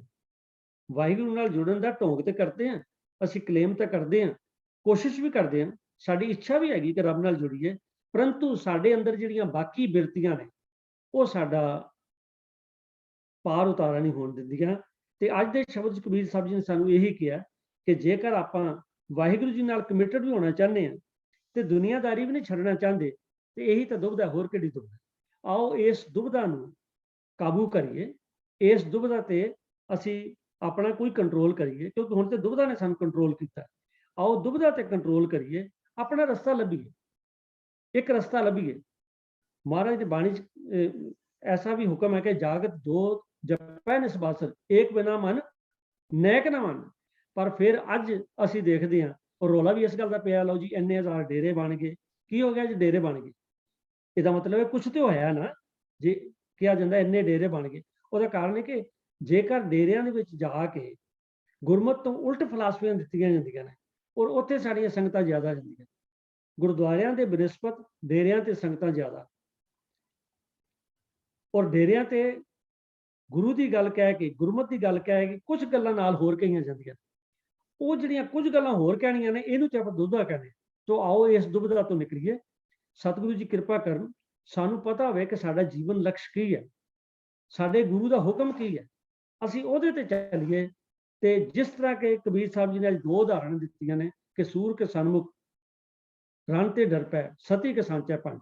ਇੱਕ ਬਹਾਦਰ ਯੋਧੇ ਦੀ ਤਰ੍ਹਾਂ ਕਮਿਟਡ ਹੋ ਕੇ ਚਲੀਏ ਵੀ ਠੀਕ ਹੈ अब तो जरा मेरे सद पाइए लीनो हाथ संदोर, जो भी मर्जी हो जाए ਅਸੀਂ ਗੁਰੂ ਦੀ ਗੱਲ ਤੇ ਚੱਲਣੀ ਹੈ। ਜੇਕਰ ਆਪਾਂ ਬਿਲਕੁਲ ਕਲੀਅਰ ਕੱਟ ਹੋ ਕੇ ਚੱਲਾਂਗੇ ਫਿਰ ਤਾਂ ਸਾਡਾ ਕੁਝ ਬਣੇਗਾ, ਵਰਨਾ ਇਹ ਜੀਵਨ, ਮੈਂ ਜਿਵੇਂ ਪਹਿਲੇ ਬੇਨਤੀ ਕੀਤੀ ਹੈ, ਅਸੀਂ ਐਵੇਂ ਕਿਸੇ ਸਬਜ਼ ਬਾਗ ਆਪਣੇ ਮਨ ਨੂੰ ਦਿਖਾ ਰਹੇ ਹਾਂ ਵੀ ਠੀਕ ਹੈ ਅਸੀਂ ਪਾਠ ਕਰ ਲੈਂਦੇ ਹਾਂ ਜੀ, ਅਸੀਂ ਫਲਾਣਾ ਕੰਮ ਕਰ ਲੈਂਦੇ ਜੀ, ਕੋਈ ਦਾਨ ਪੁੰਨ ਕਰ ਲੈਂਦੇ ਜੀ। ਜਿੰਨਾ ਚਿਰ ਅਸੀਂ ਰੱਬੀ ਦੱਸੇ ਰਸਤੇ ਤੇ ਨਹੀਂ ਤੁਰਦੇ, ਕਮਿਟਡ ਹੋ ਕੇ ਨਹੀਂ ਤੁਰਦੇ, ਉਹਨਾਂ ਚਿਰ ਸਾਡੇ ਜੀਵਨ ਦੀ ਸਫਲਤਾ ਹੋਣੀ ਮੁਸ਼ਕਲ। ਸਤਿਗੁਰੂ ਜੀ ਕਿਰਪਾ ਕਰਨ ਕਿ ਅਸੀਂ ਇਹ ਜੋ ਗੁਰਬਾਣੀ ਪੜ੍ਹਦੇ ਹਾਂ ਸਾਨੂੰ ਚੰਗੀ ਵੀ ਲੱਗਦੀ ਹੈ, ਸਾਨੂੰ ਸਮਝ ਵੀ ਆ ਰਹੀ ਹੈ। ਸਤਿਗੁਰੂ ਜੀ ਅੱਗੇ ਅਰਦਾਸ ਕਰੀ, ਸਤਿਗੁਰੂ ਜੀ ਕਿਰਪਾ ਕਰੋ ਅਸੀਂ ਇਹਦੇ ਗੁਰਬਾਣੀ ਅਨੁਸਾਰ ਚੱਲੀਏ। ਜਿਸ ਤਰ੍ਹਾਂ ਕੱਲ ਵੀ ਜ਼ਿਕਰ ਆ ਰਿਹਾ ਸੀ ਕਿ ਗੁਰਬਾਣੀ ਬਣੀ ਹੈ, ਪਰਸੋਂ ਜ਼ਿਕਰ ਆ ਰਿਹਾ ਸੀ ਗੁਰਬਾਣੀ ਬਣੀ ਹੈ, ਅਸੀਂ ਗੁਰਬਾਣੀ ਬਣੀ ਹੈ, ਜੋ ਗੁਰਬਾਣੀ ਕਹਿੰਦੀ ਉਹਦੇ ਮੁਤਾਬਕ ਅਸੀਂ ਆਪਣਾ ਜੀਵਨ ਜੋ ਗੁਰ ਦੱਸੇ ਵਾਟ ਮੁਰੀਦਾ ਜੋ तो आओ सतगुरु सच्चे पातशाह अगे अरदास करते हुए मैं आप पासों भी अरदास करदा कि होइयां भुल्लां दी खिमा। प्रेजेंटेशन कुछ मैनूं लगदा मेरे वालों कुछ कमी रह गई है, मैं उहदे लई आप पासों खिमा मंगदा। आप जी ने अपनी बख्शिश का हाथ जिहड़ा सिर ते रखना तां जे आप जी की सेवा जिहड़ी है वो कर सकीए। अज दी प्रेजेंटेशन कुछ शुरू च गड़बड़ जी हो गई है ते वो कुछ जिहड़ी रवानगी है प्रॉपर बन नहीं सकी। मैं उहदे लई आप पासों खिमा मंगदा होया फतेह सांझी करदा जी। वाहिगुरू जी का खालसा, वाहिगुरू जी की फतेह।